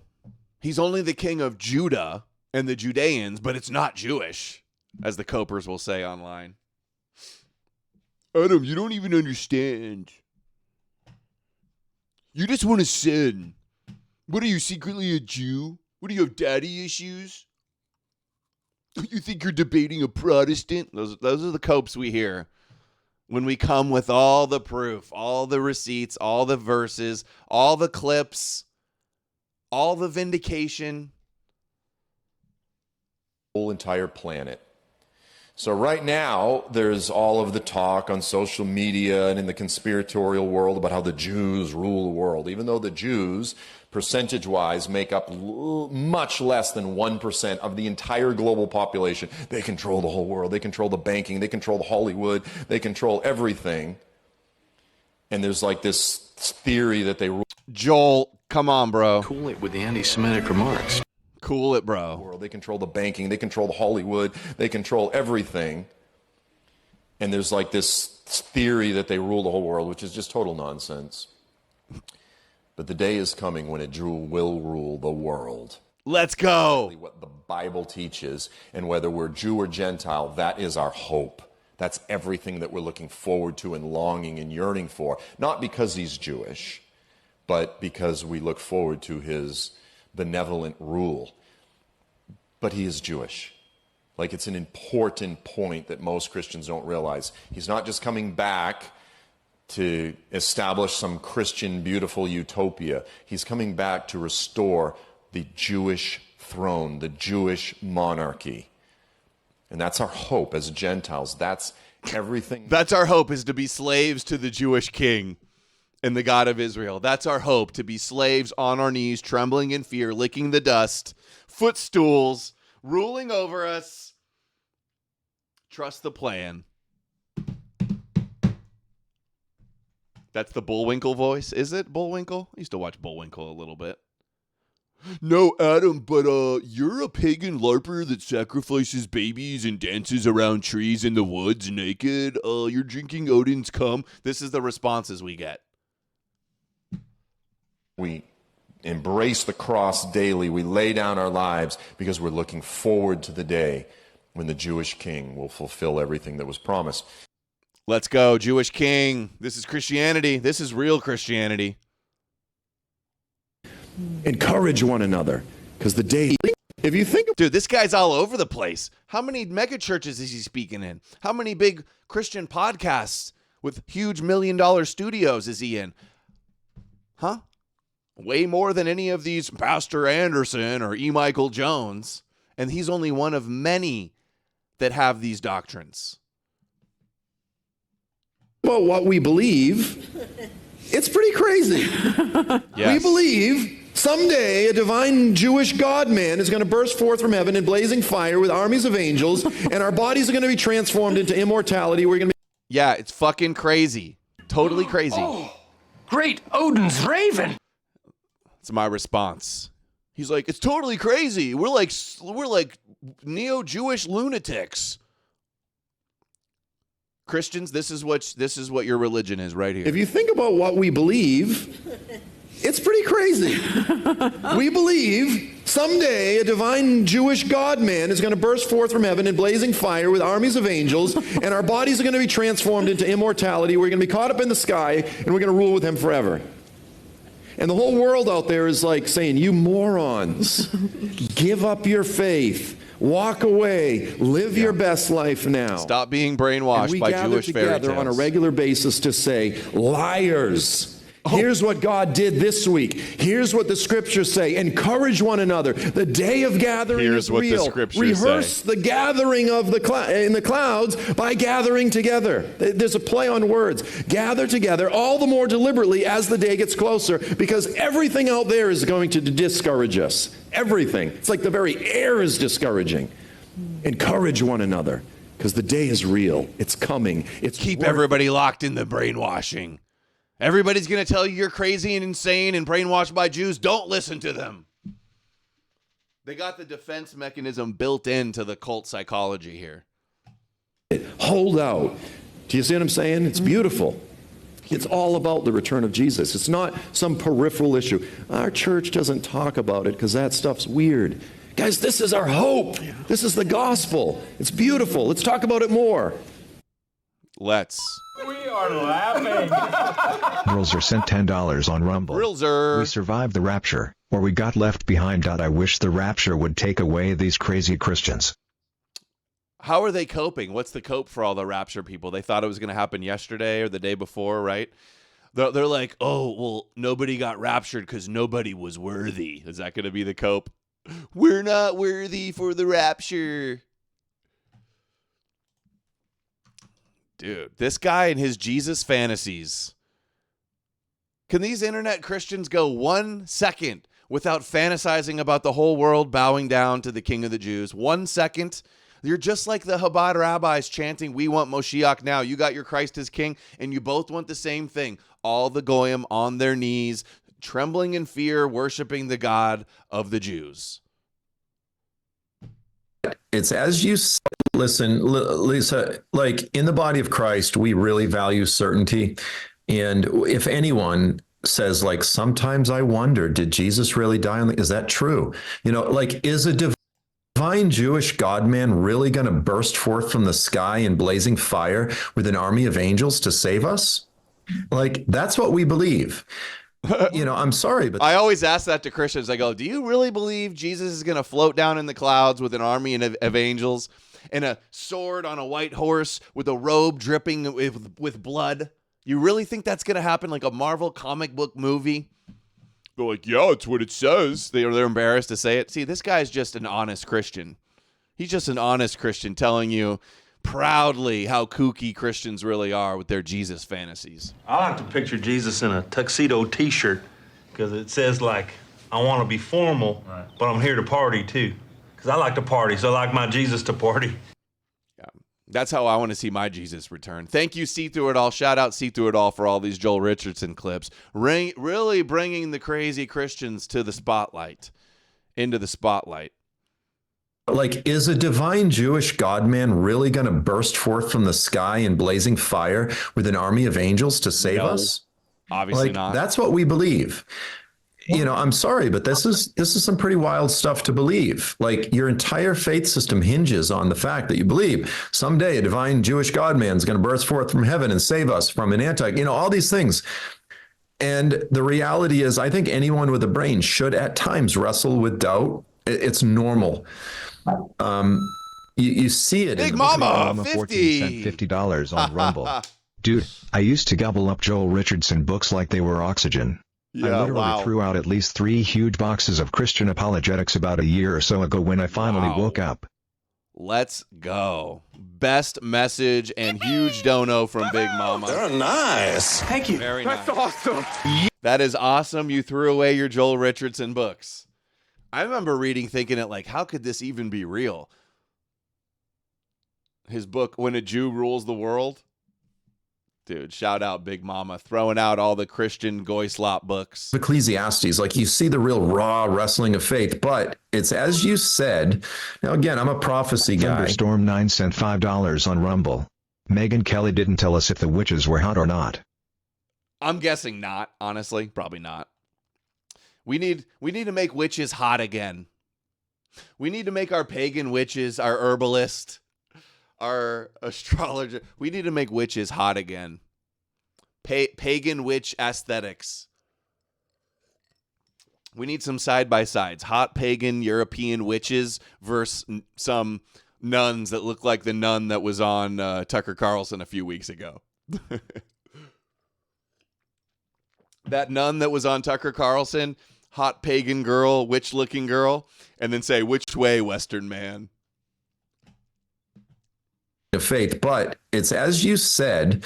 Now, again, I'm a prophecy guy, but the events of since October 7th, like watching the insanity, the irrational. Yeah, but busty pagan witches. Come on. Let's go. You cannot explain it. You cannot explain it intelligently. The irrational hatred of the world toward the Jewish people. It's like they just were attacked. They were dancing, and a bunch of raving lunatic psychopaths were calling their parents, celebrating, Dad, aren't you proud of me? I just killed a bunch of Jews. I killed this guy and his wife and children. Oh, sorry. The IDF don't celebrate killing and sniping Palestinians. The Palestinians don't set up on the hills with their lawn chairs and have barbecues and watch all of the Palestinians get bombed. Come on, dude. You got no moral high ground to stand on here. And they're celebrating like these are the orcs. These are not they're worse than orcs. Orcs. That's what your rabbi friend said. Remember, we're saving you from the orcs. We're saving you from these orcs, goy. Attacking the shire of these peaceful hobbits. Like, you go, certainly the world will defend the hobbits. No, they defend the orcs and they demonize the hobbits. And you know what I'm saying? Like, the only way you can explain this is if you acknowledge that the Bible's true and Satan actually does exist and he really does hate the Jewish people and he hates the Jewish state. He hates the state of Israel. He does. Or maybe it's just a hateable religion. Maybe have you thought of that? Maybe it's a if you don't want to be enslaved by the king of the Jews, maybe you're just hateful. Well, I guess Jesus is true because you don't want to be goy slaves. Not everybody wants to be a slave to Zion, worshiping the Jews. Well, I guess Satan must be real. Jews do look like hobbits, and maybe he has a point there. I don't know. Cool it with the anti-Semitic remarks. Foreskin hobbits. Good one. Desires, he lusts to possess the throne of David and the Temple Mount and all of these things. Unless you understand what the Bible says about all these things, none of it makes sense. You can't explain it. In fact, I would even add that this expands to the broad, long historical continuum of Jew hatred. The only way that you can actually explain anti-Semitism is if you acknowledge there is a very real devil. And that sounds, to Bifurcatia sent $10 on Rumble. Foreskin fee. Small hat check. $5 small hat check. What is this line you said again here? I wanted to comment on that. Is if you acknowledge there is... Oh, anti-Semitism is demonic and satanic. You don't want to be a slave to the Jewish Messiah. Well, you're the epitome of all evil. They say we're divisive. It's pretty divisive to want to impose Jesus, the Moshiach, on the world and call us satanic, demonic antichrist if we don't also believe in the Jewish superhero king. That's a little divisive. Should I not criticize this guy? Is that being divisive? He's white. Should I not criticize these Christian Zionists that are white? They want the same thing the anti-Zionists want. Jesus, the Jewish king, ruling the world. There's a very real devil. And that sounds, to a scientist or someone in the academy, that sounds crazy. But the thing of it is when you actually do listen to these scholars of anti-Semitism, it's this huge gaping problem within their whole field. They go, Scholars of anti-Semitism? Who's he referring to? The Jews were attacked in Germany for one reason, but they were attacked in Russia for a completely opposite reason. And then they were attacked by the Christians for another. Yeah, see through it all. Says, you don't want to be ruled by Jews? Well, I guess Satan and the Bible are real then. The proofs that they come up with. This guy is so indoctrinated. And who is this? Who watches this gal show? The reason, and the Muslims. She looks like a burnt out, AC/DC groupie or something. That eye makeup. Look, she's got a big fam over here. Okay, I want for another reason, and by the Babylonians and the Egyptians and the Assyrians and Haman throughout history, they've always been hated. They've always been assaulted with this genocidal rage, but there is no consistent reason other than the fact that there is a very real devil. She does look like a witch. The Bible is true. Prophecy is unfolding before our eyes, and it actually is a reasonable and intelligent thing to acknowledge this. Oh, you're actually the intelligent one. $5 Jews look like hobbits that spent along with the precious. Oh, golems? Yeah. Folks like her can even grift off the Christ brain. Oh, yeah. Huge industry. Jesus, Inc., the Bible, the Bible Abrahamic industrial complex, big business.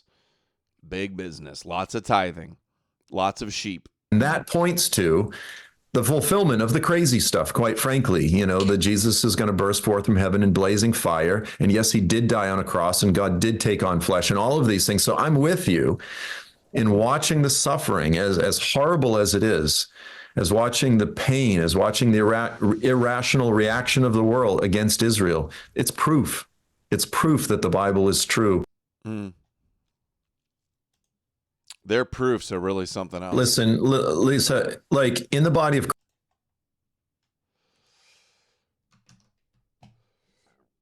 Doesn't that sound great? Let's see this Solomon one. at the time of its greatest glory. Well, let's take a break from Joel Richardson and play this one.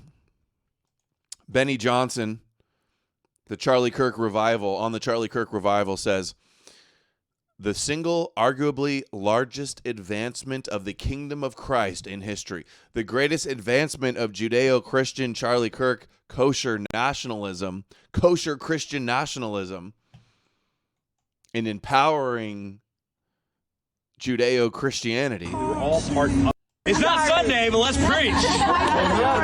Fight for Charlie. If you witnessed, if you watched online yesterday, or if you were physically there, who was physically there? From 11 at night. You were all part of history. You were part of Christendom history. The advancement of the kingdom, the single, arguably largest advancement of the kingdom of Christ, happened yesterday live, and we were all witness to it. We were all part of it. It's not Sunday, but let's preach. Fight for Charlie. Mix Eden and the kingdom of David together and put Jesus on the throne, and that's what the prophets describe in the age to come. Of the increase of his government there will be no end. The knowledge of God will cover the earth as the waters cover the ocean floor, and the Torah will go forth from Jerusalem. This is how the prophets describe it. He says, all the nations will be gathered before him. So he comes back from heaven in blazing glory with all of his angels to Jerusalem. He restores the throne of his father in Jerusalem, of his father David in Jerusalem, and all the nations will be gathered before him. Jesus is explaining to his disciples Joel chapter 3. Joel chapter 3, the Lord said, I will gather all the nations and bring them up to Jerusalem, the valley of Jehoshaphat. There I will sit to judge the nations, the Gentiles. Here, Jesus. That's the verse that they cite about all the nations coming against Israel to divide the land, to take the land, that the rabbis all cite. Jesus says, all the nations will be gathered before him. He will separate the sheep one from another, as a shepherd separates the sheep from the goats. He puts the sheep on his right. What's on the right? As they're looking at the Temple Mount, the sheep gate. To the goats, he says, on the left. What's to the left? Gehenna, the lake of fire. He says the king will say to those on his right, come, you are blessed of my Father, inherit the kingdom, the everlasting increasing kingdom that the Father has prepared for you from before the foundation of the world. Why? Why will you inherit the kingdom? Because Jesus says, I was hungry and you gave me something to eat. I was thirsty, you gave me something to drink. I was a stranger, you invited me in. I was in a time of need, and you were a good neighbor. I was naked and you clothed me. I don't know where all these naked people are. Like people, they go like, I got a naked ministry. Yeah, we just clothe people. Got to take care of those naked people. I was sick and you visited me. Okay, what's up with this clip? I'm not feeling this clip. He's coming back in the body of a Jewish man. Okay, we're getting to the best part. Family members. Guys, Jesus was not simply Jewish in history. He is Jewish now. And he's coming back in the body of a Jewish man, and he will forever inhabit the body of a Jewish man. Jesus, son of Mary, from Nazareth. And he will... And the best cope we get from the E-Crusaders is they just go, no, he's not Jewish. You don't even know that he's a Judean Judaite, and they're actually secretly Edomites, and they're the synagogue of Satan. They say they're Jews, but not. And he's like, the Jews of today aren't the Jews back then, but he wasn't a Jew, but the Jews killed him, like all their stupid copes. Good luck. Where are all the E-Crusaders winning the debates that Jesus wasn't Jewish? You'd be laughed out of every church, every theological institution, laughed out, excommunicated. It's never going to cut it. It's never going to get it done. Restore the throne of his father David. He says, as you did it to the least of my brethren, you did it to me. He was an Israelite, yeah. Then he will say to those on his left. Yeah, he was Aryan. He had blonde hair and blue eyes. He was a Galilean Aryan, spoke Aramaic, Galilean, actually, not Jewish. You accursed ones, into the eternal fire that has been prepared for the devil and his angels. Because I was thirsty and you didn't do anything. I was hungry. I was in one of the most desperate, broken, lonely, hurting times of my life, and you did nothing. Into the lake of fire with you. Okay, bro. All right. Lake of fire lunatic. Oh, one more. See Through It All says Christianity is a psychotic Jewish death cult and a national security threat. Agreed. Replacement theology goes so far to say the scriptures are clear that when Jesus returns, he's coming back to restore the throne of David. He says in Matthew 25, when the Son of Man comes with all of his angels, that's the return of Jesus, then he will sit on his glorious throne. That's the throne of his father David. After Jesus returns, he's going to restore the royal Jewish Davidic monarchy and rule the whole world. That's the restoration of all things. I mean, I guess if Jesus returns, because replacement theology goes so far to say, well, Jesus returns, he's not a Jew. He was born a Jew, he died a Jew, but somehow in the resurrection, he's lost his Jewishness. Although throughout the continual, even in the New Testament, he returns, as you just said, on the throne of David, and he's still from the tribe of Judah. He's the Lion of the tribe of Judah. So he still has all of these Jewish titles, yet somehow they've taken this so far to say, no. He's not even a Jew anymore. That's actually... He's only returning to Jerusalem and the Mount of Olives. E-Crusaders Online will be like, well, sure, Jesus is called the King of the Jews over and over again. Sure, he's circumcised according to Jewish law on the 8th day. Sure, he celebrated Passover and Hanukkah. Sure, he read Hebrew Torah in the synagogues with Jews. Sure, he impressed all the rabbis in the temple.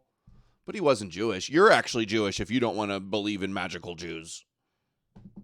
Dude, the detractors, the copers are so bad. It's so disgraceful how bad any of the counter arguments are to what we say. Disgraceful, pathetic, and disgraceful. Very offensive thing to say within some of these camps.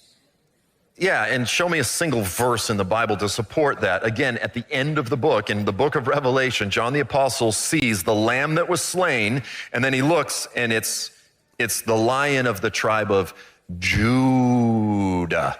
I mean, like, I'm sorry, but that's who he still is at the end of the story.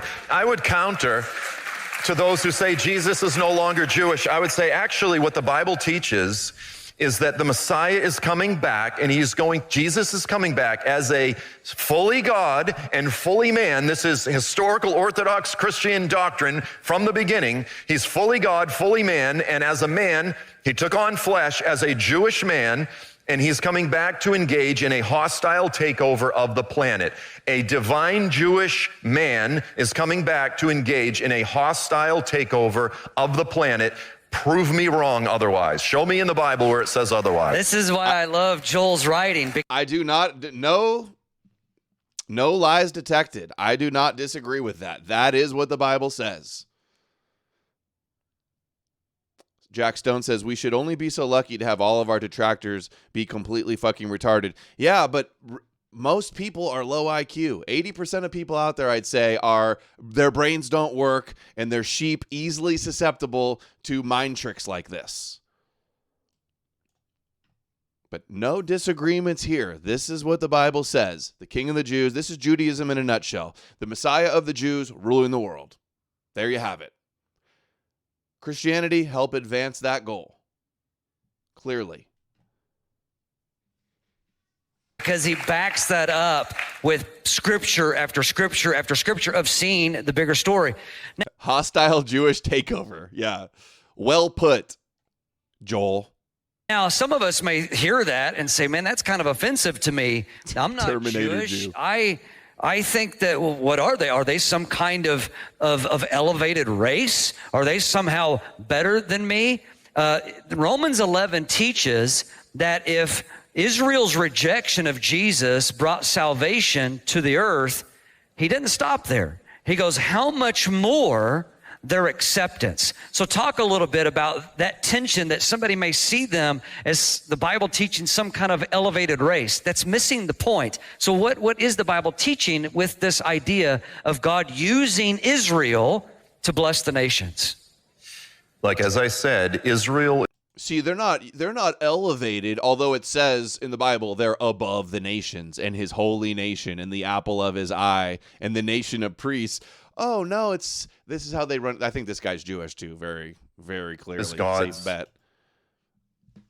But, oh, no, they just want you to, they're going to, a blessing. They're the light. Their mission is just to get you to believe in their God that chose them. But there's nothing special about that. Like, cut the bullshit. Base of operations. It's God's launching pad for redemption of the whole planet. In Genesis chapter 12, the Lord... I'm not interested in any Jewish blessings, Jewish covenants, Jewish salvation, Jewish heaven.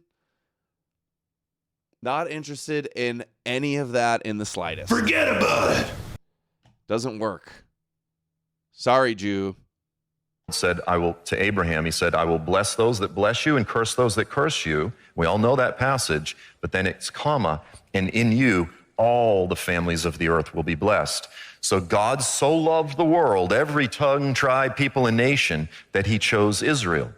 And so there's kind of this paradox in that he chose a people because he loves everyone equally. But that's his plan, and we're not God. Don't question the plan. Don't question why he chose the Jews. Just listen to what the Jews say. Jack Stone says 80%. I was more like 98. I was just going with the 80-20 rule. Usually a safe bet.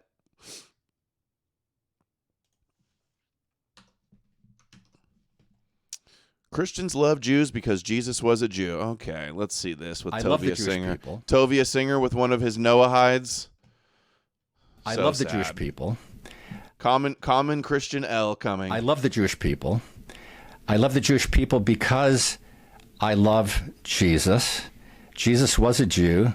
He was a great teacher. He was a rabbi. And I think even a lot more. Dude, he's reading the exact same script as our buddy Bear. Remember Bear? You damn right I love the Jews. Absolutely. 100%. Because I'm a Christian. This is what it does to your brain. Jesus is a Jew. So you damn right I stand with the Jews. 100%.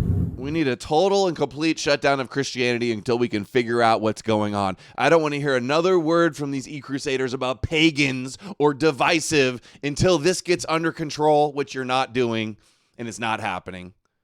You're not even attempting to do it. All you're doing is coping and running cover for the problem.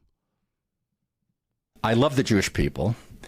I love the Jewish people because I love... Thunderstorm 9 sent $5 on Rumble. Don't ask questions, just consume product. True, Thunderstorm. Consume Jesus. Don't ask questions, just consume Jesus. I love the Jewish people. I love the Jewish people because I love Jesus. Jesus is so hot right now. He was a great teacher. He was a rabbi. And I think even a lot more than a rabbi. I believe the testimony that the Jewish apostles gave of this man, Jesus. And of course, this is a matter of faith. So, you place your faith in the lawgiver Moses and the things that followed. And I place my faith in the Lord and Jesus Christ. I believe I see in Jesus some of the things that you emphasize that the Messiah should be. For example, when you say that Messiah will bring peace, when I look at the first 2 centuries of Christianity, I see people of peace who are willing to defy the Roman Empire, even their own Caesars. And then they took power and started destroying temples, statues, literature, and burning pagans and killing pagans that wouldn't convert. Oh, the people of peace. What a disgrace. Romans that believed in Jesus as the Jewish Messiah, who called him Lord, were willing to defy Caesar. They held Jesus in higher esteem. War is peace, Goy. Fight for Jeebus. They would not serve in the Roman Empire. They would not kill in the name of Rome. They kill in the name of Yeshua instead. Great. Express the love of... Yeah, read The Darkening Age. You want to hear about how peaceful the Christians were? Read The Darkening Age. They spread Jewish messianism with the sword, doing the dirty work, slaughtering, killing endless white European pagans and others. And then Christian denominations going to war and fighting each other. All it brought was division and chaos. I shouldn't say all it brought. That's not accurate, but of God. These are components, I believe, that had they been allowed to prosper, had the Roman Empire not interfered and tried to hijack the Christian project, I think a lot of the things that you express in the messianic age to come could have actually overtaken the world. What? Dude, he's just like, okay, tell me more, Shabos Goy. So gay, so cucked. Let's see this one. Our Messiah, if you haven't checked lately, is an observant Jewish rabbi. To fulfill Oh, dude. There's just by the mega churches, by the thousands, big networks and magazines and you name it, YouTube channels, by the thousands of these Christ grifters shilling kosher Jesus. And you think, oh, you're getting some ratios on Twitter and we're about to win because of Stu Peters and who else? Who's E. Michael Jones and Pastor Anderson and Stu Peters and the based Christians are going to take over Big Jesus Inc., the Judeo-Abrahamic industrial complex? It's never going to happen. I'm an advocate for Israel and the Jewish people because of the directives I have from Scripture. We are indebted to the Jewish people, those of us who imagine ourselves to be Christians.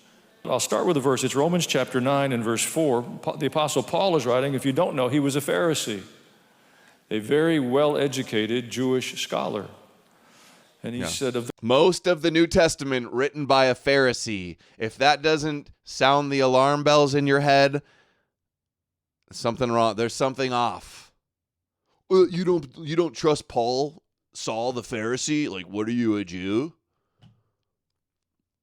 What are you, a satanic, antichrist, demonic Jew, if you don't want to follow the Pharisee, Saul? The people of Israel, theirs is the adoption as sons, the divine glory, the covenants, the receiving of the law, the temple worship, and the promises. Theirs are the patriarchs, and from them is traced the human ancestry of Christ, who is God over all, forever praised. Amen. In the plainest of language, and I grew up in a barn in Tennessee, so I prefer plain language. Without the Jewish people, we have no story. We have no scripture. We have no prophets. We have no covenants. We wouldn't know the law. We would have no Messiah. Our Messiah, if you haven't checked lately, is an observant Jewish rabbi, one Jesus from Nazareth. And if you think that's just Old Testament or Hebrew Bible, the short route on that is to go to Revelation chapter 5. There's a vision of the throne room of God. It's the culmination of the age. The king is about to return, and John is weeping because there's a scroll with the story of the end of the age, and there isn't anyone with the authority to open it, and he's weeping. The message comes. Yeah, we'd have no morals, no buildings, no societies, no families. Without the Jews, we'd have no history, Scooby. We wouldn't be able to be slaves bowing down to the King of the Jews without the Jews. Thanks, Jews. Comes to him, don't weep, because the Lion of the tribe of Actually, he's not a real Christian. All the Christians with all the power, they're not real Christians, okay? To open it, and he's weeping. The message comes to him, don't weep, because the Lion of the tribe of Judah is worthy to open the scroll. So the last book of your New Testament, at the culmination of the age, doesn't identify Jesus of Nazareth as the head of the church, which he is. Doesn't identify him as the Lamb of God, which he is. It identifies him as the Lion of the tribe of Judah. It's a very clear, intentional, purposeful affiliation with the tribe of Judah from which we get the word Jew. So Jesus has not distanced himself from the Jewish people. Romans chapter 11 and verse 1 deals with it very directly. It said, I ask then, did God reject his people? It's a very direct question, and Paul answers. In English, it's not quite as emphatic as it is in the language in which it was written in Greek. In English, it simply says, by no means. It's far more emphatic in Greek. Absolutely not. No way.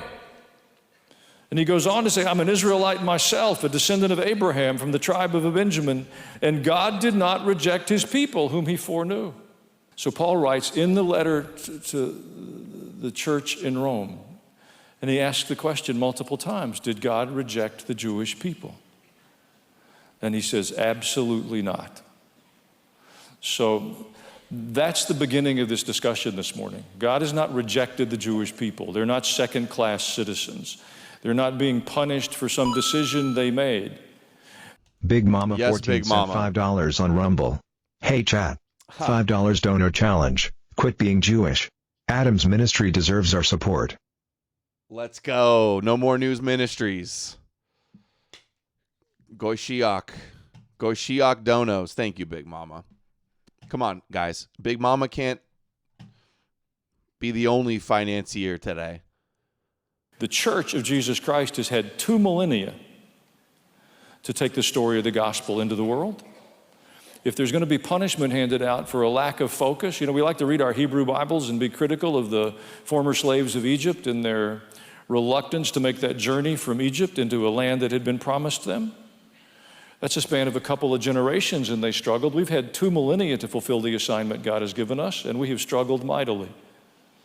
So what I'd like to do with you for the next bit is to try to understand the messaging in the world and to understand why we can gladly, proudly, joyfully, and biblically stand next to the Jewish people in the nation of Israel. It's not because every political decision they make is correct. It isn't. It isn't because they observe every moral boundary that we think should be reflected in the people of God or the people of faith. They don't, any more than we find ourselves in America doing it. Nevertheless, I believe biblically we have an assignment to be their advocates.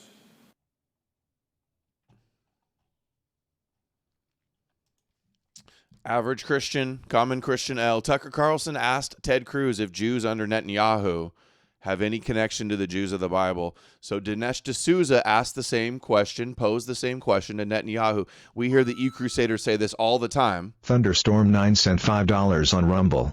Hypatia was held down as monks cut the flesh from her body using oyster. He was still alive as they flayed her. Jeez, I didn't know that. I didn't remember that part, but yeah. Yeah, peaceful, so peaceful and loving, spreading the gospel, right? And that's what these Christian fanatics did. So we hear all the time, thank you for that, we hear all the time the E-Crusaders say, Adam, you think the Jews of today are the Jews of the same Jews of the Bible? You think the Israel today is the real Israel of the Bible? All the time. I don't think the Israel of the Bible was even real. And I don't care. I don't believe they were ever chosen. I don't believe their covenant. I don't believe God gave it to them. You do. And then the same people are following the Bible, trying to fulfill their prophecies, and you just want to say your cope is, they're secular and they're not the same. They're not even real Jews. They're Khazarians. They're fake Jewish European imposters giving Jews a bad name. These type of copes. Let's hear what Netanyahu says. Holy places, which are destroyed. In a recent exchange, can't even address the problem, identify the problem, the people. They lie and say, instead of recognizing Yahweh is their God that wants to rule the world and conquer all the Gentiles, they secretly worship the devil. They don't know what the fuck they're doing. That's the situation with the Christians. They don't know what the fuck they're doing. Christian and Muslim opposition to Jews, summed up right there. Between Tucker Carlson and Senator Ted Cruz. Tucker Carlson said, "Are you saying that the Jews in Israel under Netanyahu are the descendants of the ancient Israelites who are described in the Bible?" Of course. There's no question about it. The Jews spread from this land to various parts of Europe, to the Middle East and elsewhere. But we never forgot this land. We said, next year in Jerusalem, next year in Jerusalem. My great-grandfather came here in the 19th century. Most of the Palestinians who are alive today came after him. So that's what our history has been. On the one hand, regaining our ancient ancestral homeland. On the other, developing a state that becomes a juggernaut of technology and development. We're Silicon Valley in the Middle East, a democratic society in the face of enormous attacks of countries that want to annihilate us every day. None of that has anything to do with being real Jews, though. Tucker Carlson defending you. These are people who chant death to America. They're after you. They want to destroy Western civilization. They want to just going right into talking. Dude, I can't handle any more of these Zionists telling me about the Arabs wanting to destroy Western civilization. Maybe they do. Maybe they want to conquer it for Islam and with the sword of Allah. Sure. But your rabbis all want to destroy Edom too. You have no moral ground to stand on here. Pot calling the kettle black. Perfect example. Yeah, and right, Fua. Why do the Muslims actually hate America? Oh, because you dominate America and they do what they're mind controlled by religion and lobbies, and they do what you want. That's the real reason they hate America. Anonymous sent $10. Gorshiak, if you can hear me, please save us. Okay, don't pray to me. Only pray to your Jewish God. Help me, Jesus! Help me, Jewish God! America stands for. They say Israel is a small Satan. The big Satan is America. The only place where Christians are safe in the Middle East is in Israel. Not tolerated, welcomed. They participate in our society. That's a lie. Christians are safe in the West Bank of Palestine. I was there at a bunch of the Christian sites in the West Bank of Palestine. A bunch of Christians were safe there. I was safe there. Just lying. Just lying. Society.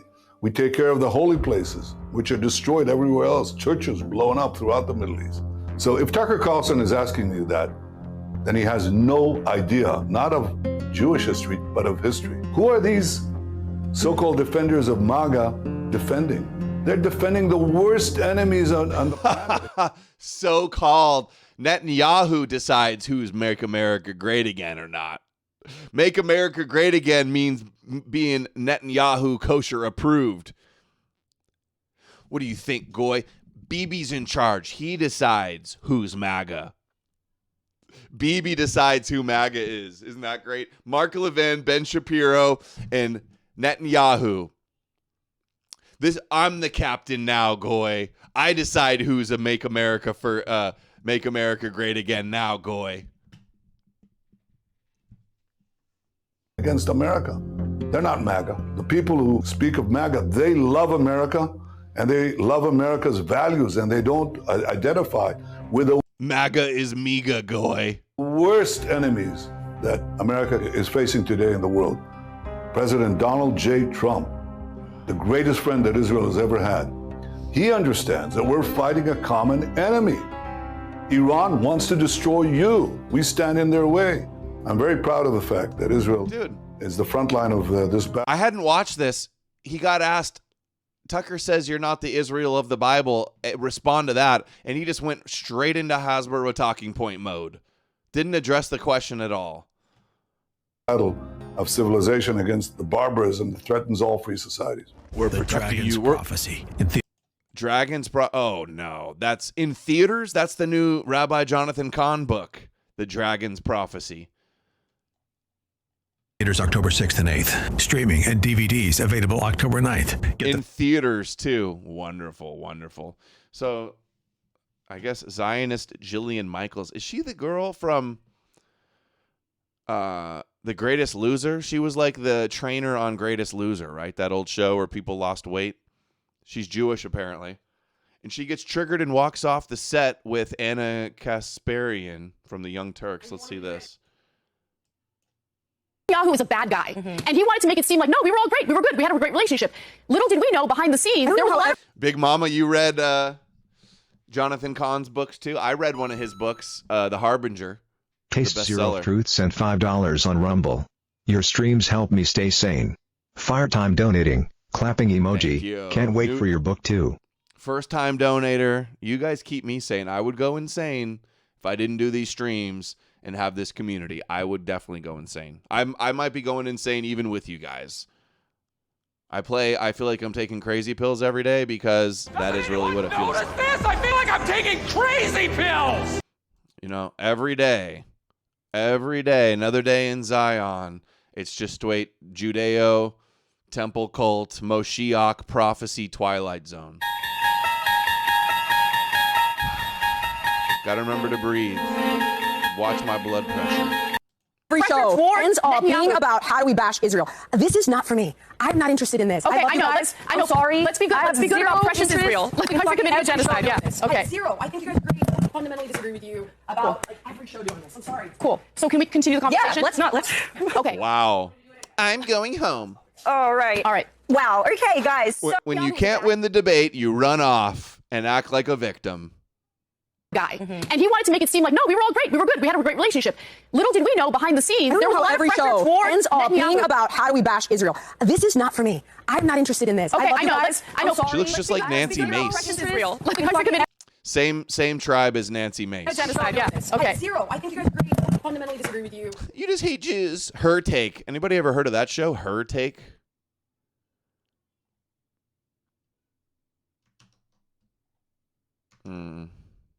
Yeah, this is who's going to take over the Bible industrial complex. Guys like Joel Webbin. And they will be... Dude, can these guys go one day? Okay, Rabbi, why are these Christian neo-Jews, this neo-Judaism, Christianity's, what should call them, sheep, obsessed with all of us bowing down to their Jewish rabbi? Enough of it. It's been said before, but it bears saying again, that every knee will bow on that final day, and every tongue... No, Rabbi, no. Not going to happen. Forget about it. No dollar store, Matt Walsh. Every knee will bow. Okay, Rabbi. All the Goyim are going to be Noahides and bow down to Moshiach. Timu, Matt Walsh. Dude, can these psychos go 1 minute without wanting us to bow down to their Jewish Messiah? Calling for blasphemy laws. You're anti-Zionist? Is that why you're celebrating Charlie Kirk Christianity getting this huge revival? It's been said before, but it bears saying again, that every knee will bow on that final day, and every tongue will confess. Some knees will bow because they bend by grace, and other knees will bow because they break. And they will be broken by Christ, that he who rules the nations with an iron scepter will break their knees. Psalms 2. Rule the Goyim with an iron scepter will break the knees of the Goyim and make them bow. These guys are Jewish supremacist lunatics. Fuck this guy. Scared to debate, by the way. Supposed to debate him on Elijah Schaffer and then didn't hear anything about it. Can't handle any pushback? Is that the problem? Lunatic, psycho. I will never bend the knee to this bitch. Fuck this guy. Kneecaps and force them to bow. You can bow because you're forced to by Christ, or you can bow by grace. Break or bend. Oh, there's your free choice. Break or bend. Your choice. Hell or heaven. Be a slave to the Jewish king or be cast into the lake of fire. Okay. But everyone will bow. Break or bend. But everyone will bow. It's been said... There's no difference between this guy and the most supremacist, fanatical rabbi out there that wants their Moshiach to rule the world. No difference. Jesus Christ! Oh, Jesus Christ. You're such a little bitch. This is him today. Reinstate America's blasphemy laws. We used to be a proper country. Fuck you. Fuck you and fuck your Moshiach. Pussy. Scared to debate, pussy. Oh, don't be mean. Don't be divisive. Listen to these bitches. Trying to silence. What, you want to burn me at the stake? You want to break my knees so I bow down to your fucking rabbi? I'm sick of these pussy e-crusaders talking such a big game. Thunderstorm 9 sent $5 on Rumble. I'm supposed to confess with my tongue emoji, and Bo or Neil and some gay from South Park. No thanks, I'm not gay. Mm-hmm.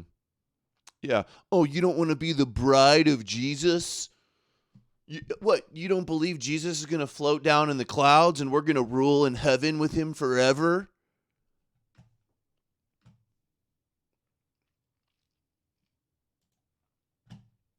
The Charlie Kirk effect. Pastor Greg Locke, ultra-Zionist, says his 18-year-old son, because of Charlie Kirk, has come back to Jesus. Hooray. We got another Third Temple cultist. Yeah, this idiot Webbin, who, remember the clips we played of him the other day? The See Through It All made some compilations of him. He's like, pagans need to like convert to Jesus. And he's like, oh, rejecting Jesus is the most Jewish thing you can do. When he admits Jesus is Jewish. Not believing in the Jewish Messiah is the most Jewish thing you can do. Not believing in Jewish prophecies in the Hebrew Torah is the most Jewish thing you can do.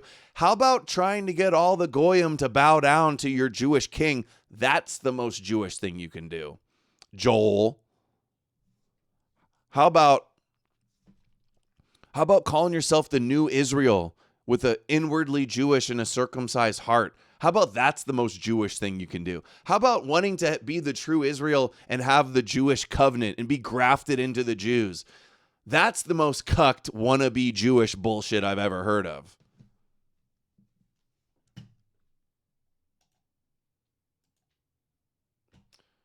But hey, Charlie Kirk effect.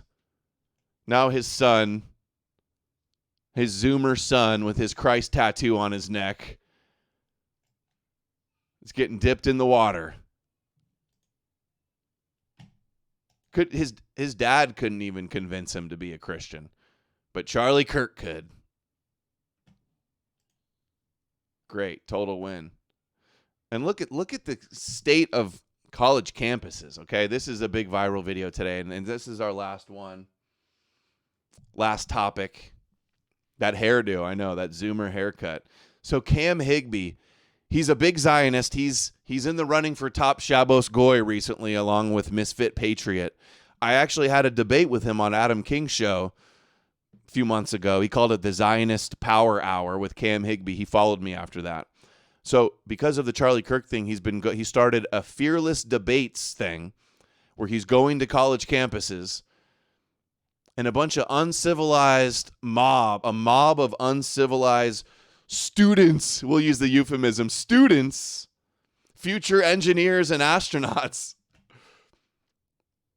ran him off the campus and act like a bunch of total chimp outs. Look at this. We'll play some of these videos. Threw a drink up top. Yeah.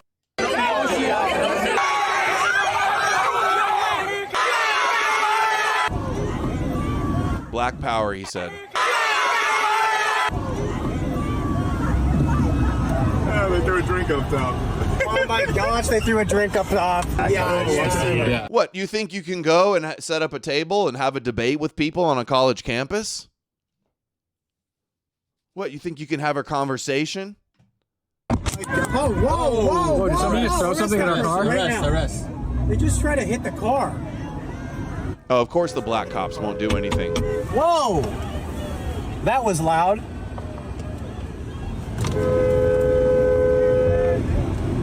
Dude, look at these. They're no-go zones. Unhinged. It's disgusting to see this.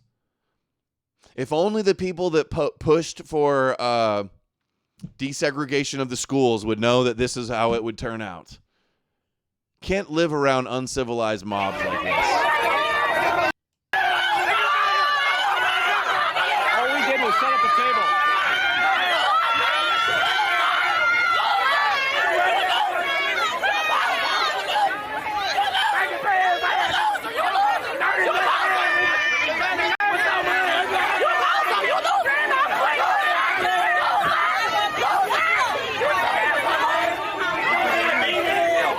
Hey, they can't win an argument, but they can sure yell. Yelling is winning the argument, apparently. I think this is Tennessee University, some university in Tennessee.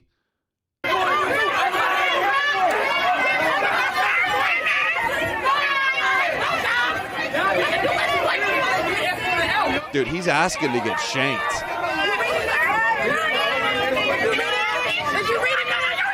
You reading this?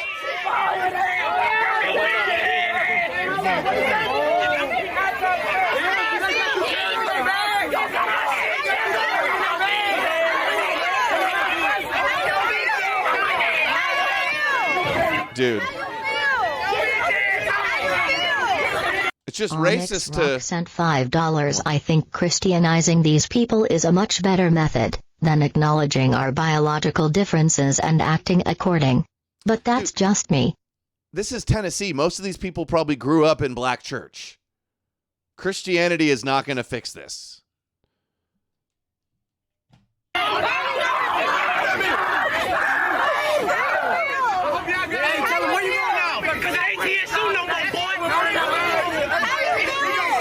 I guess it's just racist to not want to be around people like this, huh? Guess it's just racist to not want to go to areas with people like this.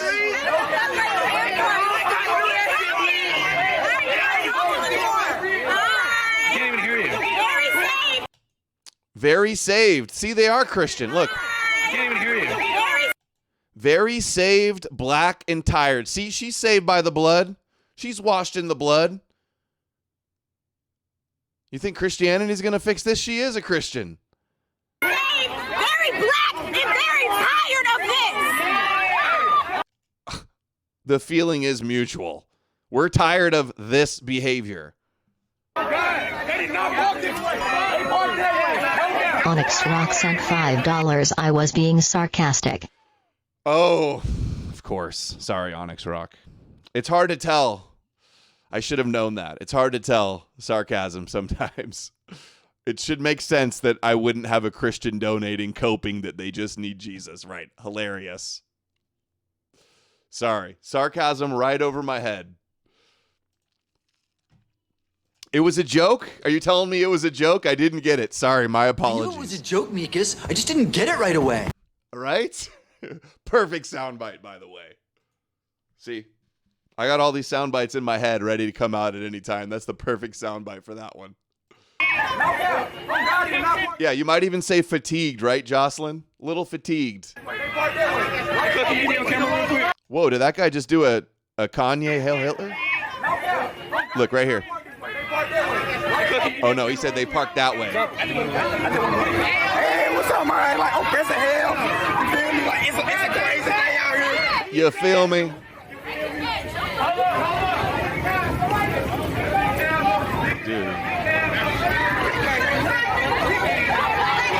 Dude, they're like, we showed that white boy. We showed that white boy. We told that cracker.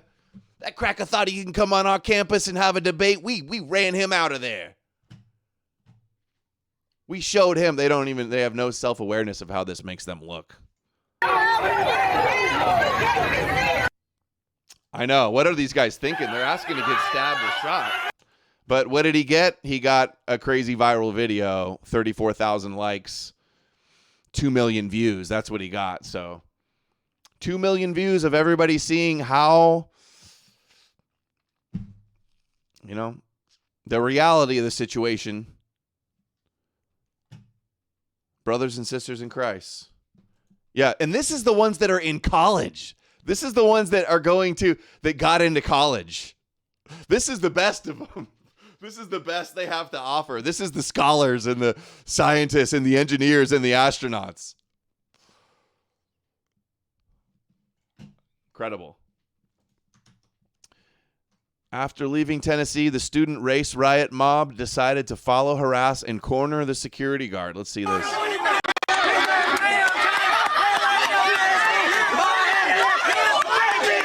Yeah, these are the scholars.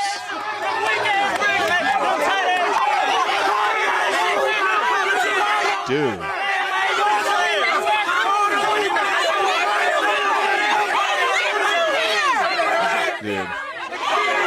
Is this guy a self-hating black? He's like, oh my God, black people. What is wrong with you? Okay, here's one more too. Another one I saw. Students repeatedly stealing and destroying their signs yesterday. You see them bring screwdrivers as weapons and then block us into campus when we tried to leave. 24,000 likes. Hold on, that's loud. This is a crazy. Hey, you can't don't do that. Come on. Yo. Oh, you better not, boy. You better not. Okay. Dude, they can't wait. They will steal your stuff, and when you try to stop them from stealing your stuff, they will get in your face and threaten violence. And think they're so tough. They can't wait. They can't wait to lay hands on that white boy. Look at this. So tough, huh? Hey, you can't don't do that. Come on. Yo. Oh, you better not, boy. You better not. This guy's in sandals, a wife beater, and pajama. Bring the sign back.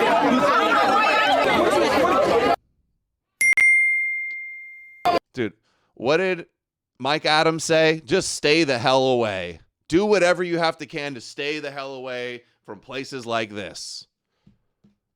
Look at his pants. Dying rich. Screwdriver.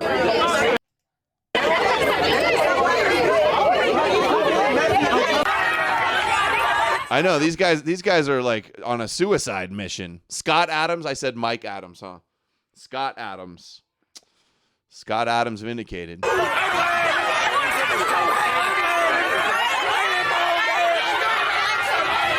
Well, they're not very pleasant. Not very pleasant, are they?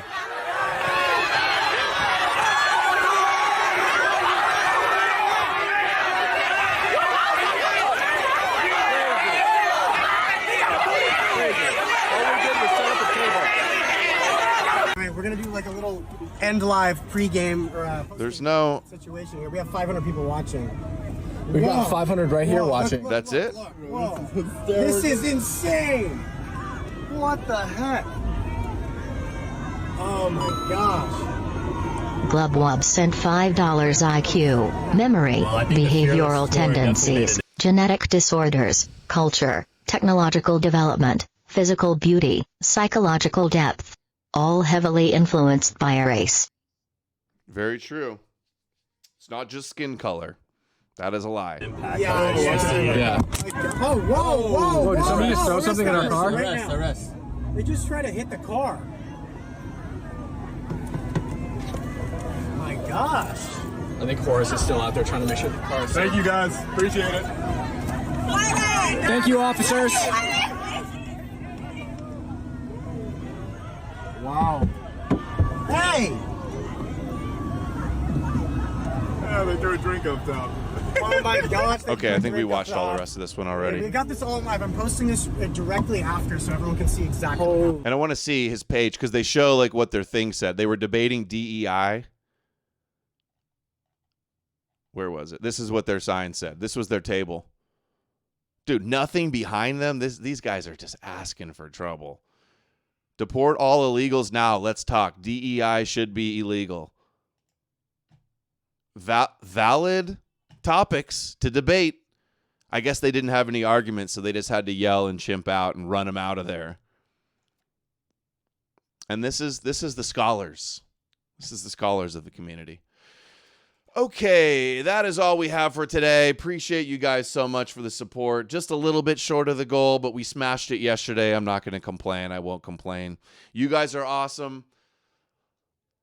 Clip the show. Best way to help is to clip the show, share the links, spread the message, educate yourself, spread the message. Appreciate all the support. I couldn't do it without you guys. Let me know what you think in the comments. And I will most likely be back tomorrow, and maybe I'll take it off and work on the book all day. I'm not sure, but I hope you guys have a nice night, and I will see you again very soon. Take care.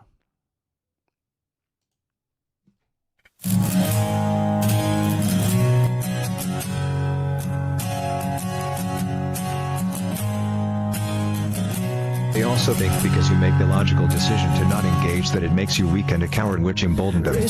Just stay the away. But also as a seeker. Thank you. Good advice. Held back the good, bad, or ugly from me. Eventually started wondering. After a long time of fighting myself, I saw a post that said exactly what I felt.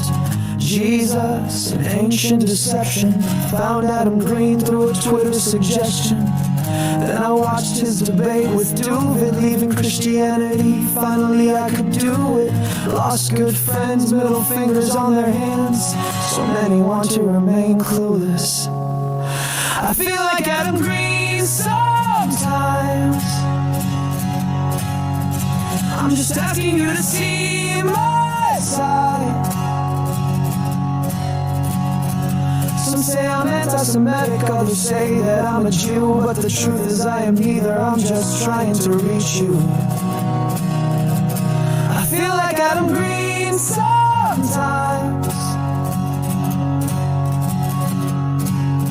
I know what it's like to be seen as the devil, when in reality you're trying to help them. They say I need to be saved by Jesus, but they're the ones in need of the saving. There's already been a few, started with the fall of Rome. It's not God, it's evil people destroying these homes. Human-made prophecies try to start the end times. See a foreign land as holy, brainwashed to resent mine. Books our ancestors wanted passed down to their people got replaced with ones that say our ancestors were evil. Been worshiping demons and knowing not what they did. Should we trust ourselves or the books that make us villains? You fall for the latter and say we should be tolerant, but your faith builds a prison in your head. I feel like Adam Green sometimes. I'm asking you to see my side. And one group says I'm anti-Semitic, another says that I'm a Jew, and the truth is I am neither. I'm just trying to reach you. I feel like Adam Green sometimes. And I'm all for not letting faith have us divided. But the spread of your faith was when all this deadly division started. I feel like Adam Green sometimes. I need you all to see my side. I've seen it, I believe it. And one group says I'm anti-Semitic, another says that I'm a Jew, and the truth is I am neither. I'm just trying to reach you. Can you see my view? Listen to Adam Green sometimes.